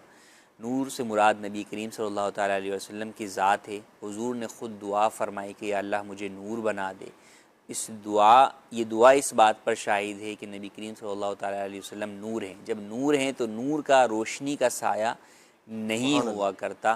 تو یہ بات اور دیگر احادیث اس بات پر جو ہے وہ دلیل ہیں۔ بعض احادیث کے اندر البتہ اس طرح کے الفاظ جو ہے وہ وارد ہوئے جس میں ذل کا معنی، ذل کے الفاظ استعمال ہوئے۔ ذل جو ہے وہ عربی کا لفظ ہے جس کے معنی سائے کے بھی ہیں اور دوسرے معنی بھی ہیں۔ جیسے اللہ پاک نے حدیث قدسی ہے کہ کل قیامت کے دن جو ہے وہ حدیث پاک ہے کہ اللہ پاک جو ہے وہ اپنے سائے میں ان 7 لوگوں کو رکھے گا۔ تو وہاں پہ جو اللہ پاک کے لیے سائے کا لفظ استعمال کیا گیا، حالانکہ اللہ پاک تو جسم اور جسمانیت سے پاک ہے، اس کا سایہ نہیں ہو سکتا۔ تو یہی علماء نے فرمایا کہ جس طرح یہاں پر سائے سے مراد جو ہے وہ اس کی رحمت کا سایہ ہے، سبحان اس کی جو ہے وہ رحمت کا جو ہے وہ سایہ ہے، اس کی مغفرت کا جو ہے وہ سایہ ہے۔ اسی طرح جن احادیث کے اندر نبی کریم صلی اللہ تعالیٰ علیہ وسلم کے لیے سائے کا یا ذل کا لفظ استعمال ہوا، وہاں حقیقی سایہ مراد نہیں ہے، بلکہ وہاں حضور کا پرتو جو ہے وہ مراد ہے کہ نبی کریم صلی اللہ تعالیٰ علیہ وآلہ وسلم کی گویا کہ شفقت و رحمت جو ہے وہ وہاں پر، تو اس اعتبار سے وہ الفاظ استعمال ہوئے ہیں۔ لیکن دیگر جن روایات کے اندر باقاعدہ اس بات کی نفی کی گئی کہ آپ کا سایہ نہ تھا، آپ جو ہے وہ جب چلا کرتے تھے تو سورج کی روشنی میں بھی جو ہے وہ آپ کا سایہ نظر نہیں آتا تھا، چاند کی روشنی میں بھی آپ کا سایہ نظر نہیں آتا تھا، اور یہ آپ کے نور ہونے کی وجہ سے تھا کہ اللہ نے آپ کو نور بنایا، اور کیوں نہ ہو کہ آپ رب العالمین کے نور میں سے ایک نور ہیں۔ سبحان اللہ۔ مفتی صاحب اس میں ایک جگہ دیکھا تھا کہ گنبد خضرا، ہمارا ایمان، ہماری جانیں قربان اس پر، تو گنبد خضرا کے حوالے سے کیا گنبد خضرا کا بھی سایہ نہیں ہے یا گنبد خضرا کا سایہ ہو سکتا ہے؟ جی، گنبد خضرا کا جو ہے وہ سایہ ہے بھی اور ہو بھی سکتا ہے، اس میں کوئی جو ہے وہ حرج نہیں ہے، نہ ایسی کوئی روایات اور احادیث ہیں کہ جس سے جو ہے وہ اس بات کو جو ہے وہ ثابت کیا جائے۔ تو گنبد خضرا کا جو ہے وہ سایہ ہے اور یہ دیکھا بھی جو ہے وہ گیا ہے۔ تو یہ بعض لوگ جو ہے وہ بعض چیزوں کے اندر بسا اوقات جو ہے وہ افراط و تفریط میں مبتلا ہو جاتے ہیں۔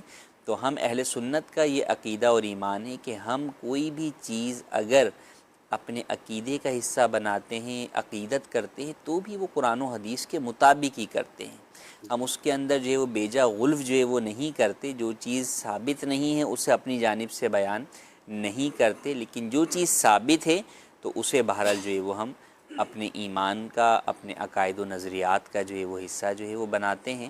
تو حضور کا سایہ نہ ہونا آپ کے جسم مقدس کا یہ چونکہ احادیث سے ثابت ہے، تو اس لیے ہم جو ہے وہ ان کو اس بات پر یقین بھی رکھتے ہیں اور حضور کے فضائل کے اندر اس بات کو ذکر کرتے ہیں، جیسا کہ خصائص کبریٰ کے اندر امام جلال الدین سیوطی علیہ الرحمہ نے بھی حضور کے خصائص میں اس کو ذکر کیا، اور صرف انہوں نے نہیں بلکہ اور کئی جو ہے وہ علماء نے جو ہے وہ اس بات کو جو ہے وہ ذکر کیا۔ شاہ عبدالحق محدث دہلوی رحمۃ اللہ علیہ نے مدارج النبوہ میں اس بات کو جو ہے وہ ذکر کیا، اور بھی دیگر کئی کتب کے اندر علماء نے اس بات کو ذکر کیا۔ مفتی صاحب آپ کے لیے کچھ سوالات بھی آئے ہوئے ہیں SMS کے ذریعے سے۔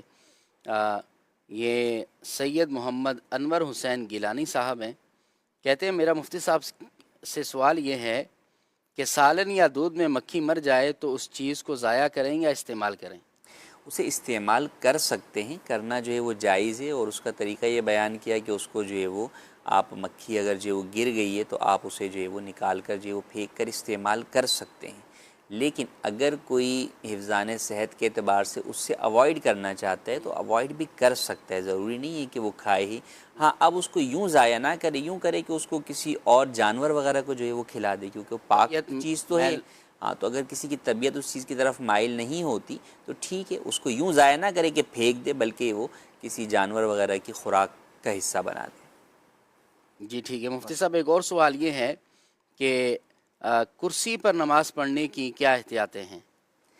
کرسی پر نماز پڑھنا اصل میں اولاً تو یہ بات ذہن نشین رکھنی ہے، کرسی پر نماز پڑھنا آج لوگوں نے فیشن جو ہے وہ بنا لیا ہے کہ جناب جو ہے وہ کرسی پر نماز جو ہے وہ پڑھنی ہے۔ تو بات یہ کہ کرسی پر نماز کوئی چیز نہیں ہے، نماز یا تو کھڑے ہو کر ہے، یا نماز بیٹھ کر ہے، یا نماز اشارے سے ہے۔ تین طریقے ہیں نماز پڑھنے کے، کہ آپ یا تو کھڑے ہو کر پڑھیں گے، یا آپ بیٹھ کر نماز پڑھیں گے، یا آپ اشارے سے نماز پڑھیں گے۔ اب کھڑے ہو کر، بیٹھ کر اور اشارے سے پڑھنا تو فرض اور واجب کے اندر یہ تینوں جو اسٹیپس ہیں یہ بقدر ضرورت ہیں۔ صحیح۔ آپ کھڑے ہو کر پڑھ سکتے ہیں تو بیٹھ کر پڑھنے کی اجازت نہیں ہے، بیٹھ کر پڑھ سکتے ہیں تو اشارے سے پڑھنے کی اجازت جو ہے وہ نہیں ہے آپ کو۔ تو جو جتنی چیز پر قادر ہے اس اعتبار سے اس کو اس کی ادائیگی ضروری ہے۔ جو بیٹھ کر پڑھ سکتا ہے اس کو اس بات کی اجازت نہیں ہے کہ وہ اشارے سے پڑھنا جو ہے وہ شروع کر دے۔ اب جب بیٹھنے کی ہم بات کرتے ہیں تو دیکھیں بیٹھنا ہے زمین پر۔ اچھا، کھڑے ہونے اور بیٹھنے کے اندر جو بنیادی فرق ہے وہ یہ ہے کہ آپ کا قیام جو ہے وہ ساکت ہوتا ہے۔ اچھا، قیام یعنی جب آپ کھڑے ہو کے آپ سورہ فاتحہ پڑھتے ہیں، سورت پڑھتے ہیں، یہ قیام کی حالت کہلاتی ہے۔ تو جب آپ بیٹھنے کی طرف جاتے ہیں تو آپ سے کیا ہوتا ہے؟ صرف قیام ساکت ہو گیا۔ آپ رکوع بھی کرتے ہیں، سجدہ بھی کرتے ہیں زمین کے اوپر، لیکن جب آپ زمین پر سجدہ نہیں کرتے تو اب ایسی صورت میں شریعت مطہرہ آپ کو اولاً یہ رخصت دیتی ہے کہ اگر آپ سے زمین پر سجدہ نہیں ہو پا رہا، کوئی تکلیف ہے، کوئی ایسا مرض ہے، تو آپ زمین سے بلند 9 انچ کی کوئی چیز رکھ لیں، ڈیسک وغیرہ اپنے سامنے، اور اس کے اوپر آپ نماز سجدہ کریں۔ اچھا، اگر اس پر بھی آپ سجدہ کر سکتے ہیں تو آپ پہ لازم ہے کہ آپ زمین پر بیٹھیں اور آپ جو ہے وہ سجدہ جو ہے وہ اس 9 انچ کی بلند چیز پر کریں۔ اور اگر آپ کے لیے 9 انچ جتنی بلند چیز پر بھی جھکنا ممکن نہیں ہو رہا سجدے کے لیے، تو اب شریعت آپ کو حقیقی سجدے سے اشارے والے سجدے کی طرف منتقل کر دیتی ہے، آپ کو رخصت دے دیتی ہے کہ اب آپ اشارہ کر سکتے ہیں۔ سجدے کا اشارہ ہوتا ہے گردن سے، یعنی سر سے ہوتا ہے کہ آپ جو ہے وہ سر کو جھکاتے ہیں، یہ رکوع کا اشارہ ہو گیا، تھوڑا آپ نے اور جھکایا تو یہ سجدے کا اشارہ ہو گیا۔ تو یہ دونوں اشارے جو ہے وہ جاتے ہیں، اور جب آپ حقیقی سجدے پر قادر نہیں ہوتے، اشارے والے سجدے کی طرف چلے جاتے ہیں، تو اب آپ سے قیام بھی ساکت ہو جاتا ہے، یعنی اب آپ کے لیے کھڑا ہونا ضروری نہیں ہوتا۔ تو یہ تمام چیزیں جو ہے وہ بیٹھ کے بھی جو ہے وہ آپ کر سکتے ہیں، اور آپ جو ہے وہ کھڑے ہو کر بھی جو ہے وہ کر سکتے ہیں، کرسی پر بیٹھ کر بھی کر سکتے ہیں۔ لیکن کئی لوگ ہوتا یہ ہے کہ جب لوگوں نے یہ سمجھا آپ کھڑے ہو کر نماز نہیں پڑھ سکتے تو بیٹھ کر نماز پڑھ لیں، نہیں، بیٹھ کر نماز پڑھنے کی صورت کے اندر کرسی پر بیٹھ کر نماز پڑھنے میں آپ کے 2 چیزیں چھوٹ جائیں گی۔ ایک تو آپ کا قیام چھوٹ گیا، چلیں وہ تو آپ کو رخصت مل گئی تھی کہ آپ کھڑے ہو کر پڑھ نہیں سکتے تو شریعت نے بیٹھنے کی اجازت دے دی، لیکن اگلا جو اسٹیپ چھوٹ گیا وہ سجدے کا چھوٹ گیا آپ کا۔ آپ کو اس میں کوئی پرابلم نہیں تھی، آپ سجدہ تو کر سکتے تھے، لیکن آپ نے بولا میں بیٹھ کے پڑھ لیتا ہوں، تو بیٹھ کر پڑھنے سے جب اگرچہ آپ آگے جھک رہے ہیں، اگرچہ آپ نے آگے پٹرا رکھا ہوا ہے، آپ اس کے اوپر جو ہے وہ سر بھی رکھ رہے ہیں، لیکن آپ کا وہ سجدہ نہیں ہو رہا کیونکہ وہ پٹرا 9 انچ سے کافی زیادہ بلندی پر جو ہے وہ موجود ہوتا ہے۔ تو یوں کرسی پر بغیر اس کے آپ جب بیٹھتے ہیں تو آپ کا سجدہ حقیقی چھوٹ جاتا ہے۔ اور یاد رکھیں نماز کی ہر رکعت میں 2 سجدے فرض ہیں، جب فرض چھوٹ جائے گا تو نماز ہی آپ کی نہیں ہوگی۔ تو لہٰذا یوں کھڑے ہونے کے بعد بیٹھنے کی صورت میں کرسی پر نہ آئیں بلکہ زمین پر جائیں تاکہ آپ کا سجدہ ادا ہو۔ ہاں واقعی جو شخص ایسے مرض میں مبتلا ہے کہ وہ سجدہ نہیں کر سکتا، اس کو بیٹھنے اٹھنے میں ایسی تکلیف ہے، یا سجدے میں اس کو اپنے پیر فولڈ کرنے میں جو ہے وہ تکلیف ہے، یا اور کوئی جو ہے وہ مرض ہے کہ وہ زمین پر بھی سجدہ نہیں کر پا رہا، زمین سے بلند 9 انچ کی کسی چیز پر بھی سجدہ نہیں کر پا رہا، تو اب اس کے لیے کیا حکم ہے کہ وہ سجدے کا اشارہ کرے۔ اب وہ اشارہ چاہے زمین پر بیٹھ کر کرے، چاہے کھڑے ہو کر کرے، چاہے جو ہے وہ کرسی پر بیٹھ کر کرے، لیکن اس صورت میں بھی بہتر یہ ہے کہ زمین پر بیٹھ کر کرے، اگرچہ وہ پالتی مار کر جو ہے وہ بیٹھا ہو۔ وجہ یہ ہے کہ زمین پر بیٹھنا عاجزی کے زیادہ قریب ہے، بارگاہ الہی میں حاضر ہونے کے زیادہ جو ہے وہ لائق ہے، بجائے اس کے کر و فر کے ساتھ جو ہے وہ انسان کرسی پر ہو اور کرسی پر بھی ٹیک لگا کر بیٹھا ہوا ہو۔ تو آپ سوچیں کہ جب ہم کسی انٹرویو دینے کے لیے کہیں جاتے ہیں تو کیا کرسی کے اوپر یوں ٹیک لگا کر بیٹھ کے اسے انٹرویو دے رہے ہوتے ہیں، یا جو ہے وہ عاجزی کے ساتھ آگے کی طرف جھک کر جو ہے وہ بیٹھے ہوئے ہوتے ہیں؟ تو عام طور پہ یہی ہوتا ہے کہ ہم جو ہے وہ اگرچہ کرسی پر بھی بیٹھے ہوئے ہوں لیکن آگے کی طرف اس کی طرف متوجہ ہو کر ٹیک ہٹا کر بیٹھے ہوئے ہوتے ہیں۔ تو جب دنیا کے اندر ہم لوگوں کے سامنے اس طرح حاضر ہو رہے ہیں تو اللہ رب العالمین کی بارگاہ میں عبادت کے لیے، عبادت کی بنیادی کیا ہے جی کہ خشوع اور خضوع کی انتہا، انسان جو ہے وہ غایت تعظیم جو ہے وہ اختیار کرے سامنے والے کے سامنے۔ تو رب العالمین کی بارگاہ میں وہ عبادت کو جو ہم نے پانا ہے، وہ لذت کو پانا ہے، وہ رب العالمین کی بارگاہ کا جو مقام ہے اس کے زیادہ لائق یہ ہے کہ ہم زمین پر بیٹھ کر جو ہے وہ کریں، یا اگر بالفرض کسی کے لیے زمین پر بیٹھنا مشکل ہے، وہ کرسی پر بیٹھتا ہے، تو پھر اسٹول یا کوئی اس ٹائپ کی چیز ہو کہ جس کے اندر بظاہر بھی عاجزی کی صورت نظر آ رہی ہو اور اس میں ٹیک وغیرہ لگا کر نہ ہو، اور پھر جو ہے وہ آپ اشارے کے ساتھ اپنے سجدے کی ادائیگی کریں۔ اس حوالے سے تفصیل کے لیے دارالفتہ اہل سنت کی ایک بکلیٹ ہے، کرسی پر نماز پڑھنے کے احکام، اس کا مطالعہ جو ہے وہ بےحد مفید ہے، اور کوشش کریں کہ اپنی سچویشن کو بیان کر کے دارالفتہ میں کال کر کے یا آپ ملاقات کر کے مفتی صاحب سے ڈسکس بھی کر لیں کہ آیا اس صورت میں آپ کو کرسی کی اجازت ہے یا نہیں ہے۔ جی مکتبۃ المدینہ سے ہدیۃً آپ اس رسالے کو لے بھی سکتے ہیں، اور دعوت اسلامی کے ویب سائٹ سے آپ فری آف کاسٹ اس کو ڈاؤن لوڈ کر کے پڑھ بھی سکتے ہیں۔ اپنا مسئلہ مزید معلوم اچھے انداز میں کرنے کے لیے دارالفتہ اہل سنت کے نمبر پر بھی آپ رابطہ کر سکتے ہیں۔ یہ نمبر آپ کے سامنے اسکرین پر ہے، اور آپ خود بھی فزیکلی دارالفتہ اہل سنت میں جا کر مفتی صاحب سے ملاقات کر کے بھی اپنا مسئلہ پوچھ سکتے ہیں۔ کالز آئیے کچھ پروگرام میں شامل کرتے ہیں۔ جی میرا نام محمد شاہد اتاری ہے، میں کے پی کے ہری پور سے بات کر رہا ہوں۔ خلیل احمد بھائی سے ایک سوال تھا، میرے بیٹے ہیں محمد فصیح الدین اتاری، عمر 13 سال ہے، مدرسہ مدینہ سے کر رہے ہیں نا، تو 1.5 ماہ سے کھانسی، ہم نے ان کا الٹرا ساؤنڈ، ایکس رے، تقریباً تمام ٹی وی ٹیسٹ وغیرہ سارا کچھ کروایا، لیکن ان کی کھانسی نہیں بند ہو رہی۔ ڈاکٹرز کہتے ہیں یہ الرجی ہے نا، مختلف میڈیسن ہم چینج کر رہے ہیں، ڈاکٹر بھی چینج کر رہے ہیں، ان کی مدرسے سے کافی چھٹیاں بھی ہو گئی ہیں۔ خلیل احمد بھائی کائنڈلی ریکویسٹ کی کہ جنہیں کوئی کھانسی کا کوئی ہمیں کوئی علاج بتا دیجیے گا، میرے بچے کی بہت زیادہ چھٹیاں ہو گئی ہیں۔ اللہ شفا عطا فرمائے۔ جی خلیل بھائی۔ صلو علی الحبیب صلی اللہ تعالی علی محمد صلی اللہ علیہ وآلہ وسلم۔ ایک ویسے تو کئی اقسام کی کھانسی ہوتی ہے، بعض اوقات خشک کھانسی ہوتی ہے، بعض اوقات بلغمی کھانسی ہوتی ہے، تو اس میں ایک جنرلی علاج عرض کر دیتا ہوں، وہ یہ ہے کہ کشمش تقریباً 21 کشمش لے لیں اور تقریباً 7 بادام لے لیں، تو رات کو سوتے وقت جو ہے نا ان کو کھلا دیں۔ اور اسی طرح سے آج کل جیسے انگور کا موسم ہے، میٹھے انگور صبح و شام تھوڑے تھوڑے جیسے کھلا دیں۔ اس کے علاوہ انجیر کا استعمال کروائیں، کھجور کا استعمال کروائیں، بکرے کا گوشت دیسی گھی میں بنا کر شوربے والا وہ ان کو استعمال کروائیں، تو انشاءاللہ عز و جل اس سے فائدہ ہوگا۔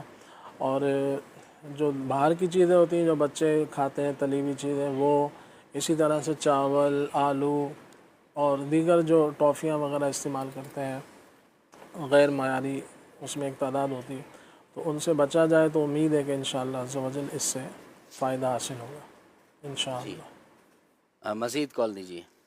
محمد شکیل قادری، فالیہ شہر، ضلع منڈی بہاؤدین سے عرض کر رہا ہوں۔ خلیل بھائی آپ سے عرض ہے کہ مجھے یہ کلام سنا دیں، مسلک کا تو امام ہے الیاس قادری۔ جی نیکسٹ کال۔ محمد احتشام اتاری خانوال سے، ماشاء اللہ آمد خیر الورا پروگرام کی کیا بات ہے، جو علم میں نہیں ہوتا وہ علم میں اضافہ کرتا ہے۔ آپ سے گزارش ہے میرے لیے مدینے کی دعا فرما دیجئے، اور نعت خان بھائی سے گزارش ہے مجھے علینا سنا دیجئے۔ یا رسول اللہ، یا حبیب اللہ، پکارو یا رسول اللہ، یا حبیب اللہ، تم بھی کر کے ان کا چرچا اپنے دل چمکاؤ، اونچے میں اونچا نبی کا جھنڈا، اونچے میں اونچا نبی کا جھنڈا، عظمت والا نبی کا جھنڈا، گھر گھر میں لہراؤ پکارو یا رسول اللہ، یا حبیب اللہ، سرکار کی آمد مرحبا، دلدار کی آمد مرحبا، قیدار کی آمد مرحبا، جزاک اللہ خیرہ۔ ماشاءاللہ، یہ تو کلام آپ نے سنا دیا ہے۔ اللہ رب العالمین آپ کی آواز میں مزید سوز اور رقت برکتیں عطا فرمائے، اور والدین کے ساتھ، پیر و مرشد کے ساتھ، دوست احباب کے ساتھ اللہ رب العالمین بار بار آپ کو در مصطفیٰ کی حاضری عطا فرمائے۔ اگلی کال دیجیے۔ محمد ارسلان اتری مدینہ الاولیاء ملتان شریف سے بات کر رہا ہوں۔ ماشاءاللہ سے آمد خیر الورا سلسلہ بہت پیارا چل رہا ہے۔ خلیل بھائی آپ سے عرض کہ ابھی والا کلام سناتے، اعلیٰ سے اعلیٰ رفعت والے صلی اللہ تعالیٰ علیہ وآلہ وسلم۔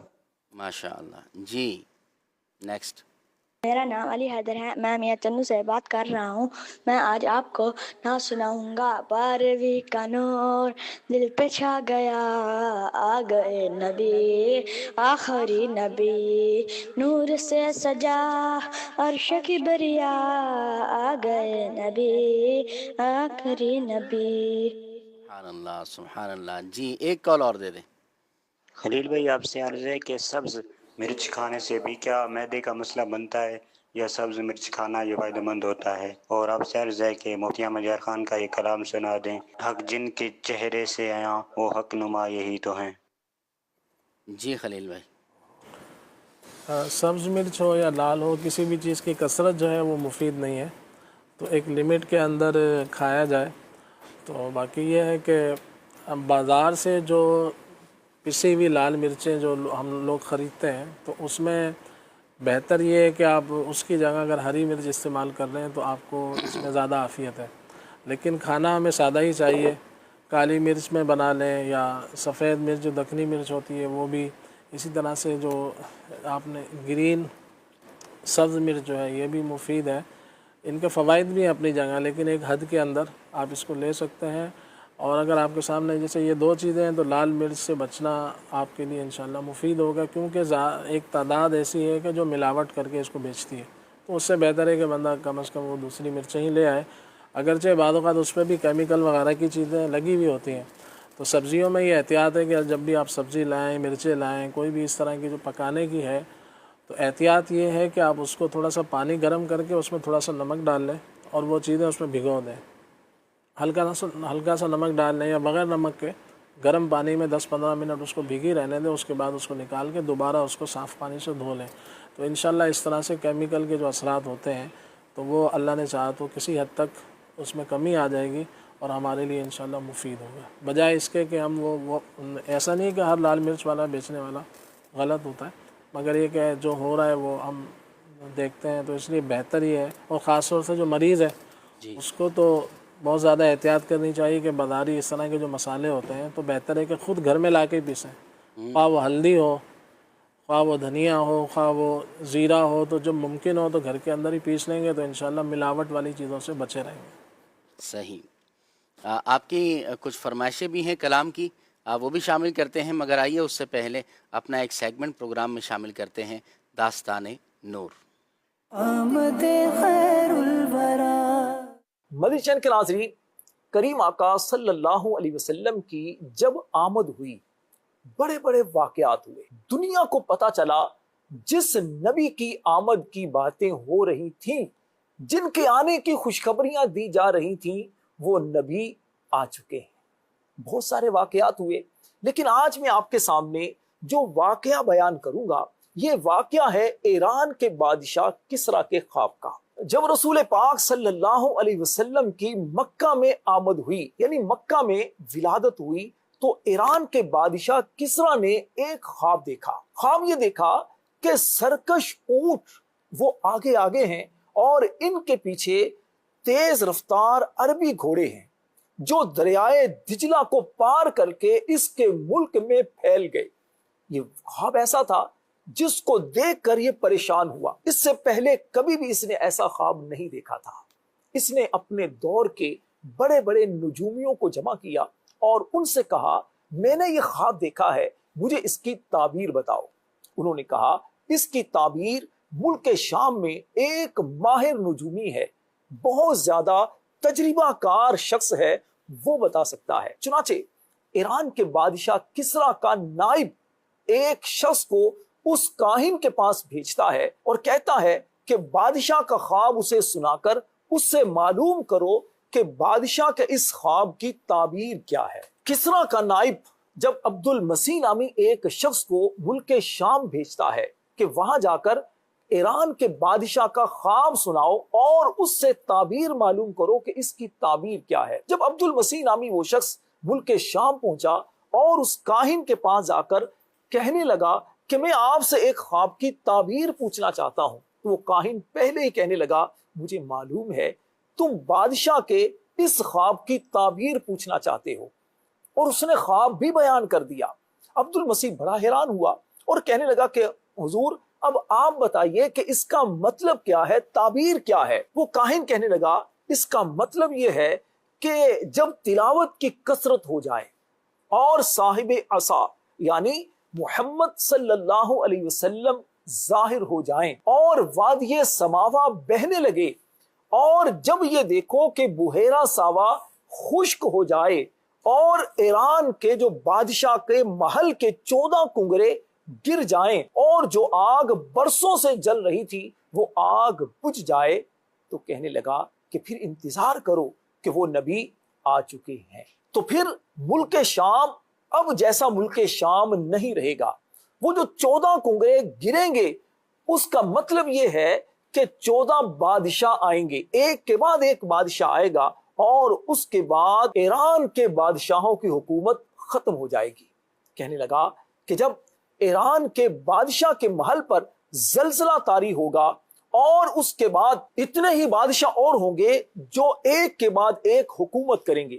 بادشاہ نے جو خواب دیکھا ہے اور اس خواب میں اس نے دیکھا کہ سرکش اونٹوں کے پیچھے تیز رفتار عربی گھوڑے دوڑ رہے ہیں اور دریائے دجلہ کو پار کر کے اس کے ملک میں پھیل گئے ہیں، اس کا مطلب یہ ہے کہ اب اس کی حکومت کا وقت ختم ہونے کے قریب ہے، اب اس نبی کی حکومت ہوگی جو آخری نبی ہوگا، اور اس کے اسلام اور اہل اسلام کی مملکت بن جانے، اس کا مطلب یہ ہے کہ اسلام دنیا میں پھیل جائے گا، ملک شام میں اسلام کا نفاذ ہوگا اور بادشاہ کی حکومت ختم ہو جائے گی۔ پیارے اسلامی بھائیوں اور مدنی چینل کے ناظرین، نبی پاک صلی اللہ علیہ وسلم کی آمد سے نہ صرف ظلمت کا خاتمہ ہوا، اپنے دور کے جو ظالم حکمران تھے ان کا تخت بھی الٹ دیا گیا۔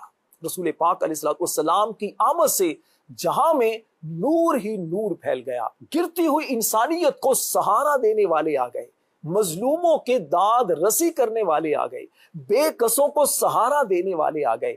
اس نبی کی آمد سے یوں سمجھیے کہ انسانوں کو کھویا ہوا وقار ملا۔ آج ضرورت اس بات کی ہے کہ ہم بھی نبی پاک صلی اللہ علیہ وسلم کی سنتوں پر عمل کریں، آقا کریم علیہ السلام کے لائے ہوئے دین کے مطابق اپنی زندگی کو بسر کریں۔ اللہ پاک ہم سب کو عمل کی توفیق عطا فرمائے، آمین بجاہ النبی الامین صلی اللہ علیہ وسلم۔ آمد خیر الورا۔ سبحان اللہ۔ راشد نور بھائی سے آپ نے داستان نور سماعت کی ہے، اللہ رب العالمین برکتیں عطا فرمائے اور ربیع الاول شریف کا نور بھی ہم سب کو عطا فرمائے۔ کچھ فرمائشیں تھیں خلیل بھائی کلام کی، تو میں چاہوں گا کہ آپ وہ پوری فرمائیں۔ صلی اللہ علی محمد صلی اللہ علیہ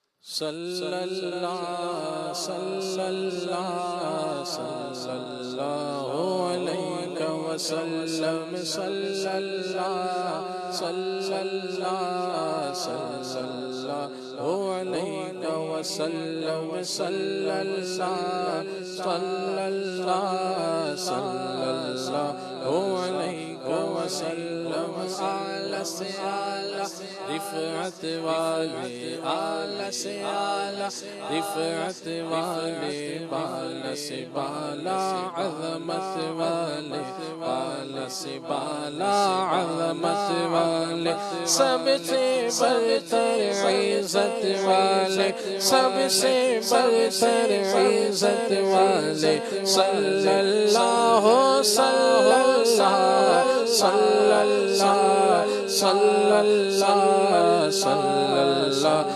علیہ وسلم، صلی اللہ صلی اللہ صلی اللہ علیہ وسلم، صلی اللہ صلی اللہ صلی اللہ علیہ وسلم، صلی اللہ صلی اللہ صلی اللہ علیہ وسلم۔ رب نے تم کو سیر کرائی، رب نے تم کو سیر کرائی، اپنی خدائی تم کو دکھائی، اپنی خدائی تم کو دکھائی۔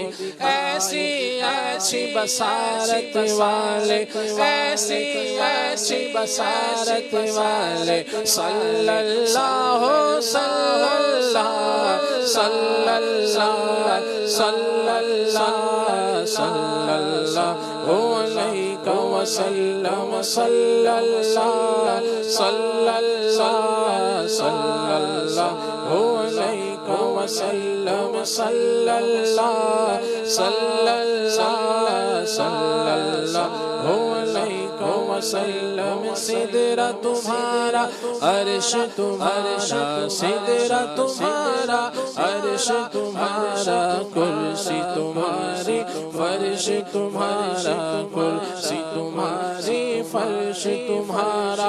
مالک دوزخ و جنت والے، مالک دوزخ و جنت والے، صلی اللہ صلی اللہ صلی اللہ صلی اللہ صلی اللہ علیہ وسلم۔ للہ خبر لو نوری کی، للہ خبر لو نوری کی، اچھی صورت ہو نوری کی، اچھی صورت ہو نوری کی۔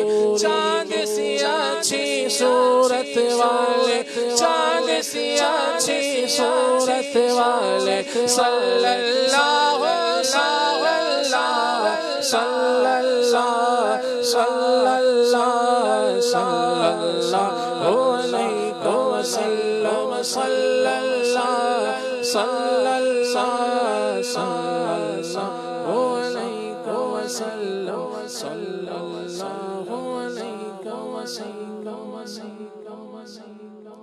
یا رسول اللہ، یا حبیب اللہ، پکارو یا رسول اللہ، یا حبیب اللہ، پکارو یا رسول اللہ، یا حبیب اللہ۔ نبی کا جھنڈا لے کر نکلو، دنیا پر چھا جاؤ، اونچ میں اونچا نبی کا جھنڈا، اونچ میں اونچا نبی کا جھنڈا، گھر گھر میں لہراؤ، پکارو یا رسول اللہ، یا حبیب اللہ، پکارو یا رسول اللہ، یا حبیب اللہ۔ نعت محبوب خدا سنتے سناتے جائیں گے، یا رسول اللہ کا نعرہ لگاتے جائیں گے۔ ان کے عاشق نور کی شمعیں جلاتے جائیں گے، جب کہ حاسد دل جلاتے، جب کہ حاسد دل جلاتے، سٹ پٹاتے جائیں گے، یا رسول اللہ، یا حبیب اللہ۔ مسلک کا تو امام ہے، مسلک کا تو امام ہے الیاس قادری تدبیر تیری تام ہے الیاس قادری الیاس قادری تنہا چلا تو ساتھ تیرے ہو گیا جہاں تنہا چلا تو ساتھ تیرے ہو گیا جہاں میٹھا تیرا کلام ہے میٹھا تیرا کلام ہے الیاس قادری میٹھا تیرا کلام ہے الیاس قادری ہے بدر رضوی بھی تیرے کردار کا اسیر ہے بدر رضوی بھی تیرے کردار کا اسیر اس کا تجھے سلام ہے اس کا تجھے سلام ہے میرا تجھے سلام ہے الیاس قادری اس کا تجھے سلام ہے الیاس قادری الیاس قادری الیاس قادری الیاس ماشاء اللہ سبحان اللہ. اللہ پاک خلیل بھائی کی آواز میں برکتیں عطا فرمائے. نبی پاک علیہ السلام کا سچا پکا عشق اللہ رب العالمین ہمیں عطا فرمائے. بچوں کے لیے ایک سوال ہم نے پروگرام کے شروع میں بتایا تھا, اس کی کچھ ویڈیوز آ چکی ہیں, آئیے وہ ویڈیو پروگرام میں شامل کرتے ہیں. آمد خیر الورا. میرا نام احمد حسن ہے, میں تیلا والی سے بات کر رہا ہوں.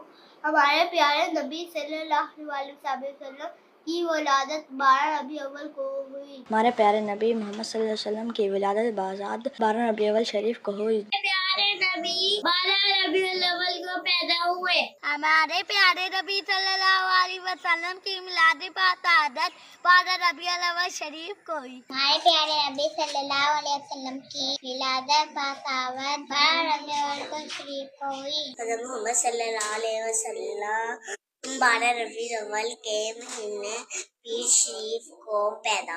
ہمارے پیارے نبی صلی اللہ علیہ وسلم کی ولادت شہادت 12 ربیع الاول شریف کو ہوئی. ہمارے پیارے نبی حضرت محمد صلی اللہ علیہ وسلم کی ولادت 12 ربیع الاول کو ہوئی. آپ صلی اللہ علیہ وسلم 12 ربیع الاول کو پیدا ہوئے. ہمارے پیارے نبی کی ولادت باسعادت 12 ربیع الاول شریف کو ہوئی. ماشاء اللہ, پیارے پیارے بچوں کی پیاری پیاری ویڈیوز کو پروگرام میں شامل کیا گیا.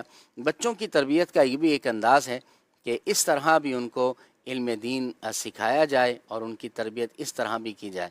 دعوت اسلامی کے ساتھ جڑے رہیں, انشاءاللہ الکریم ہمارے بچوں کی تربیت بھی انشاءاللہ الکریم اچھی ہوگی. پروگرام کا وقت اختتام کی طرف ہے. عدنان بھائی کیا فرمائیں گے؟ نبی پاک صلی اللہ علیہ وسلم کی جو زیارت کرتا یقیناً انہیں برکتیں ملتی, لیکن کیا وہ برکتیں آگے بھی منتقل ہوتی ہیں؟ کوئی ایسا واقعہ ہے تو اختصار کے ساتھ بیان فرمائیے گا کیونکہ وقت مختصر ہے. بے شک نبی پاک صلی اللہ تعالیٰ علیہ وآلہ وسلم کا چہرہ اقدس جنہوں نے آپ کے چہرہ منور کی زیارت کی, صحابیت کے شرف سے فیض یاب ہوئے, مالا مال ہوئے, یہ نبی پاک علیہ السلام کے حسن و جمال کی برکتیں آگے یوں جو ہے وہ لوگوں تک پہنچتی تھی کہ جو ان صحابہ کرام علیہم رضوان کی زیارت کر لیتا تھا, اللہ کے پیارے محبوب صلی اللہ تعالیٰ علیہ وآلہ وسلم نے جہاں اپنے صحابہ کرام علیہم رضوان کے بارے میں یہ فرمایا کہ انہیں جہنم کی آگ ہرگز نہیں چھوئے گی, ایسے ہی ارشاد فرمایا جس نے میرے دیکھنے والے کو, وہاں رعانی کے الفاظ ہیں, رعا کے الفاظ ہیں, نبی کریم علیہ السلام نے فرمایا جس نے میرے دیکھنے والے کو دیکھا, یعنی جس نے میرے صحابی کی زیارت کی, اس کے لیے بھی یہی شرف ہے کہ اللہ تبارک و تعالی اس بندے پر دوزخ کی آگ کو حرام کر دے گا. اور پھر آگے مزید ارشاد فرمایا جس نے یہ نبی پاک علیہ السلام کو کی زیارت کی, جنہوں نے وہ صحابہ بنے جنہوں نے صحابہ کرام علیہم رضوان کی زیارت کی وہ تابعی بنے. اور پھر آگے مزید ارشاد فرمایا جس نے اس میرے صحابی کی زیارت کرنے والے کی زیارت کی اسے دیکھا، ارشاد فرمایا اللہ کریم اسے بھی یہی شرف عطا فرمائے گا، یعنی وہ بھی اللہ تبارک و تعالیٰ اسے بھی دوزخ پر حرام فرما دے گا. اور پھر اللہ کے پیارے محبوب صلی اللہ علیہ وسلم نے ایک اور بڑی پیاری جو ہے وہ فضیلت ذکر فرمائی. حضرت سیدنا عبداللہ بن بسر رضی اللہ تعالیٰ عنہ فرماتے ہیں، ایک میں تو سرکار علیہ السلام نے فرمایا کہ دوزخ کی آگ کو اللہ کریم حرام فرما دے گا، اور دوسری میں ارشاد فرمایا طوبیٰ لمن رآنی، ارشاد فرمایا کہ جس نے مجھے دیکھا اور ایمان لایا اس کے لیے بھی خوشخبری ہے، اور جس نے مجھے دیکھنے والے میرے صحابی کو دیکھا اس کے لیے بھی خوشخبری ہے. طوبیٰ لمن رآنی، ہاں جی، طوبیٰ کا معنی اگر خوشخبری لیا جائے تو سبحان اللہ یہ بھی ٹھیک ہے، لیکن اگر طوبیٰ کا معنی وہ جو اللہ کے پیارے محبوب علیہ السلام نے خود بیان فرمایا کہ طوبیٰ ایک درخت ہے جو اللہ تبارک جنتی درخت ہے، اور جس کی وسعت کو بھی اللہ کے پیارے محبوب علیہ السلام نے بیان فرمایا کہ طوبیٰ حدیث پاک میں اس کی شرح کے اندر ہے کہ جس نے مجھے دیکھا اور ایمان لایا وہ بھی جنتی ہے، جنتی درخت طوبیٰ کا مالک بھی ہوگا وہ، اور جس نے مجھے دیکھنے والے یعنی میرے صحابی کو دیکھا وہ بھی جنتی ہے، وہ بھی جنتی درخت طوبیٰ کا مالک ہوگا، اور جس نے مجھے دیکھنے والے کو دیکھا یعنی تابعی کو دیکھا، صحابہ کرام علیہم رضوان کی زیارت جس نے کی، ارشاد فرمایا وہ بھی جنتی ہے اور وہ بھی جنتی درخت طوبیٰ کا مالک ہوگا. سبحان اللہ. اور اسی طرح نبی پاک علیہ السلام نے فتح کے بارے میں بھی ارشاد فرمایا کہ ایسے جو ہے نا وہ لشکر بعد میں جو اسلام کی سربلندی کے لیے جائیں گے، ارشاد فرمایا لوگ پوچھیں گے کہ بھئی کوئی ایسا بندہ ہے جس نے نبی پاک علیہ السلام کی زیارت کی ہو، تو اس پورے لشکر میں ایک آدمی وہ ہوگا. تو اللہ تبارک و تعالیٰ اس صحابی رسول کی جس نے چہرہ مصطفیٰ کی زیارت کی ہے، صحابیت کے شرف سے جو ہے وہ مشرف ہیں، ارشاد فرمایا اس صحابی کی وجہ سے اللہ تبارک و تعالیٰ ان لوگوں کو فتح و نصرت عطا فرمائے گا. ایسے ہی تابعی کے بارے میں پھر تبع تابعی کے بارے میں بھی سبحان اللہ. کیا بات ہے. اعلیٰ حضرت فرماتے ہیں کہ طوبیٰ میں جو سب سے اونچی نازک سیدھی نکلی شاخ، مانگو نعت نبی لکھنے کو روح قدس سے ایسی شاخ. یعنی جب کوئی اہم تحریر لکھنا ہوتی ہے نا تو اس کا قلم بھی بڑا مہنگا ہوتا ہے. تو یہ سرکاری جو قلم دوات ہوتے ہیں، لکھنے کے جو آلات ہوتے ہیں، قلم وغیرہ پین وغیرہ ہوتے ہیں، یہ بڑے مہنگے ہوتے ہیں. تو اعلیٰ حضرت فرماتے ہیں جب نعت نبی لکھنی ہے تو اس کے لیے قلم کوئی عام سا نہیں ہونا چاہیے، اس کے لیے میں یہ چاہوں گا کہ روح القدس سے طوبیٰ درخت کی، جنتی درخت کی وہ ٹہنی مانگوں اور اس سے پھر نعت نبی لکھوں. اللہ اکبر، سبحان اللہ. مفتی صاحب اختتام کی طرف وقت ہے، کیا ارشاد فرمائیں گے؟ نبی کریم صلی اللہ تعالیٰ علیہ وآلہ وسلم کا حسن و جمال کے بارے میں جیسے آج ہم نے سنا، ایک حضور کا حسن ظاہری ہے اور ایک حسن باطنی. جی ہم نبی کریم صلی اللہ تعالیٰ علیہ وآلہ وسلم کا حسن ظاہری جب سنتے ہیں تو دل میں ایک تڑپ پیدا ہوتی ہے کہ کاش حضور کی زیارت کر پاتے. آمین. کاش ہم بھی جو ہے وہ اس مقدس دور میں پیدا ہوئے ہوتے، لیکن وہ نہیں ہو سکا. تو آج اگر ہم چاہتے ہیں کہ نبی کریم صلی اللہ تعالیٰ علیہ وآلہ وسلم کی زیارت کر سکیں، ہر ایک مومن کی یہ خواہش ہے کہ وہ حضور کا دیدار کر سکے، تو اسے چاہیے کہ نبی کریم صلی اللہ تعالیٰ علیہ وسلم کی جو حسن باطنی کی جو آپ کی سیرت ہے، جس کو صحابہ نے بیان کیا، اسے اپنانے والے بن جائیں. نبی کریم صلی اللہ تعالیٰ علیہ وسلم کے حسن باطنی کے جو اوصاف ہیں، جن میں صبر ہے، توکل ہے، جس کے اندر اللہ پاک سے عشق ہے، یہ جتنی بھی ساری چیزیں ہیں، سچائی ہے، دیانتداری ہے، خیر خواہی ہے، یہ تمام اوصاف کو ہم اپنی زندگی کا حصہ بنا لیں. ہم حضور اکرم صلی اللہ تعالیٰ علیہ وسلم کی سیرت طیبہ میں اپنے آپ کو جو ہے وہ ڈھال لیں. یہ در حقیقت جو ہے وہ نبی کریم صلی اللہ تعالیٰ علیہ وسلم کہ اس حسن باطنی کو جب ہم اپنانے کی کوشش کریں گے تو انشاءاللہ اس کی برکت سے حضور کے حسن ظاہری کا دیدار کر سکیں گے. تو اس بات کی طرف خود بھی جو ہے وہ ہمیں آنا چاہیے، اپنی اولاد کو بھی ہمیں اس طرف لانا چاہیے.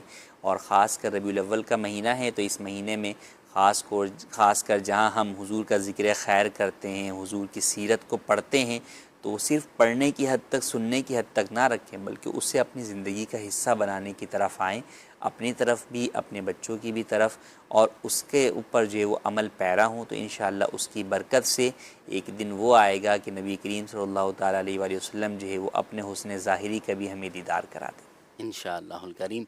मिलाद मनाएं, सीरत अपनाएं, मिलाद मनाएं, सीरत अपनाएं। नबी पाक अलैहिस्सलाम का जश्न विलादत मनाएं और सीरत पढ़कर मनाएं, नबी पाक अलैहिस्सलाम की सीरत को अपनाएं। मदनी चैनल के नाज़रीन, वक्त इख्तिताम की तरफ से है, वक्त इख्तिताम की तरफ है और हमारे प्रोग्राम का वक्त मुकम्मल होने वाला है। एक सवाल हम दिखाएंगे अभी, उस सवाल का स्क्रीनशॉट ले लें और इसकी वीडियो बनाकर आपने मदनी चैनल के व्हाट्सएप नंबर पर सेंड करनी है। इंशाअल्लाहुल करीम कल के प्रोग्राम में ये वीडियोस शामिल की जाएंगी। सवाल ये है, हमारे प्यारे नबी सल्लल्लाहु अलैहि वसल्लम की विलादत बसादत किस दिन हुई? हमारे प्यारे नबी सल्लल्लाहु अलैहि वसल्लम की विलादत बसादत किस दिन हुई? बहुत मशहूर है और ये बच्चों को सिखाने के लिए चूँकि ये किया जा रहा है, इसकी वीडियो बनाकर ये नंबर स्क्रीन पर आपको नज़र आ रहा है, तो इस पर अपनी वीडियो बनाकर भेजें। जवाब भी आ गया है स्क्रीन पर आपकी। हमारे प्यारे नबी सल्लल्लाहु अलैहि वसल्लम की विलादत बसादत पीर के दिन हुई। प्यारे आका सल्लल्लाहु अलैहि वसल्लम की विलादत बसादत पीर के दिन हुई। अल्लाह रब्बुल आलमीन पीर का सदका ही हमें अता फरमा दे। अल्लाह रब्बुल आलमीन हमारे इस सिलसिले को कबूल फरमाए। सुब्हानकल्लाहुम्मा व बिहम्दिका अशहदु अल्ला इलाहा इल्ला अंता अस्तगफिरुका व अतूबु इलैक। सुब्हानकल्लाहुम्मा व बिहम्दिका अशहदु अल्ला इलाहा इल्ला अंता अस्तगफिरुका व अतूबु इलैक। सुब्हानकल्लाहुम्मा व बिहम्दिका अशहदु अल्ला इलाहा इल्ला अंता अस्तगफिरुका व अतूबु इलैक। आइए बढ़ते हैं सलात वस्सलाम की तरफ।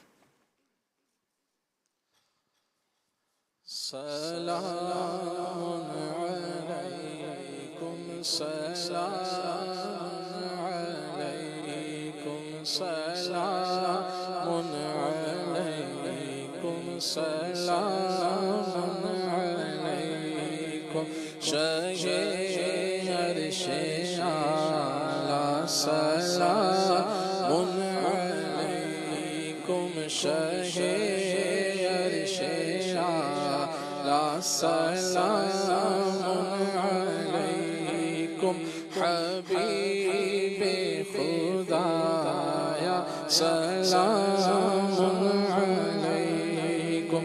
खबर जिनके आने की थी मुद्दतों से, खबर जिनके आने की थी मुद्दतों से, हुआ जलवा फरमा सलामुन अलैकुम, हुआ जलवा फरमा सलामुन अलैकुम, सलामुन अलैकुम, सलामुन अलैकुम, सलामुन अलैकुम, सलामुन अलैकुम। दो आलम का खाओ मौला बना कर, दो आलम का खाओ मौला बना कर, तुम्हें हक ने भेजा सलामुन अलैकुम, तुम्हें हक ने भेजा सलामुन अलैकुम, सलामुन अलैकुम, सलामुन अलैकुम। तमन्ना है अपने मदीने पहुँच कर कहूँ पेशे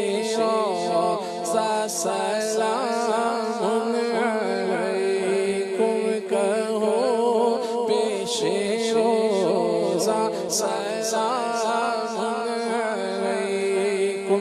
जमील अपने आका शफ़ीउल उम्म पर, जमील अपने आका शफ़ीउल उम्म पर पढ़ते जा हमेशा सलामुन अलैकुम, पढ़े سلام علیکم سلام علیکم سلام علیکم سلام علیکم سلام علیکم جن کے فیضان کرم سے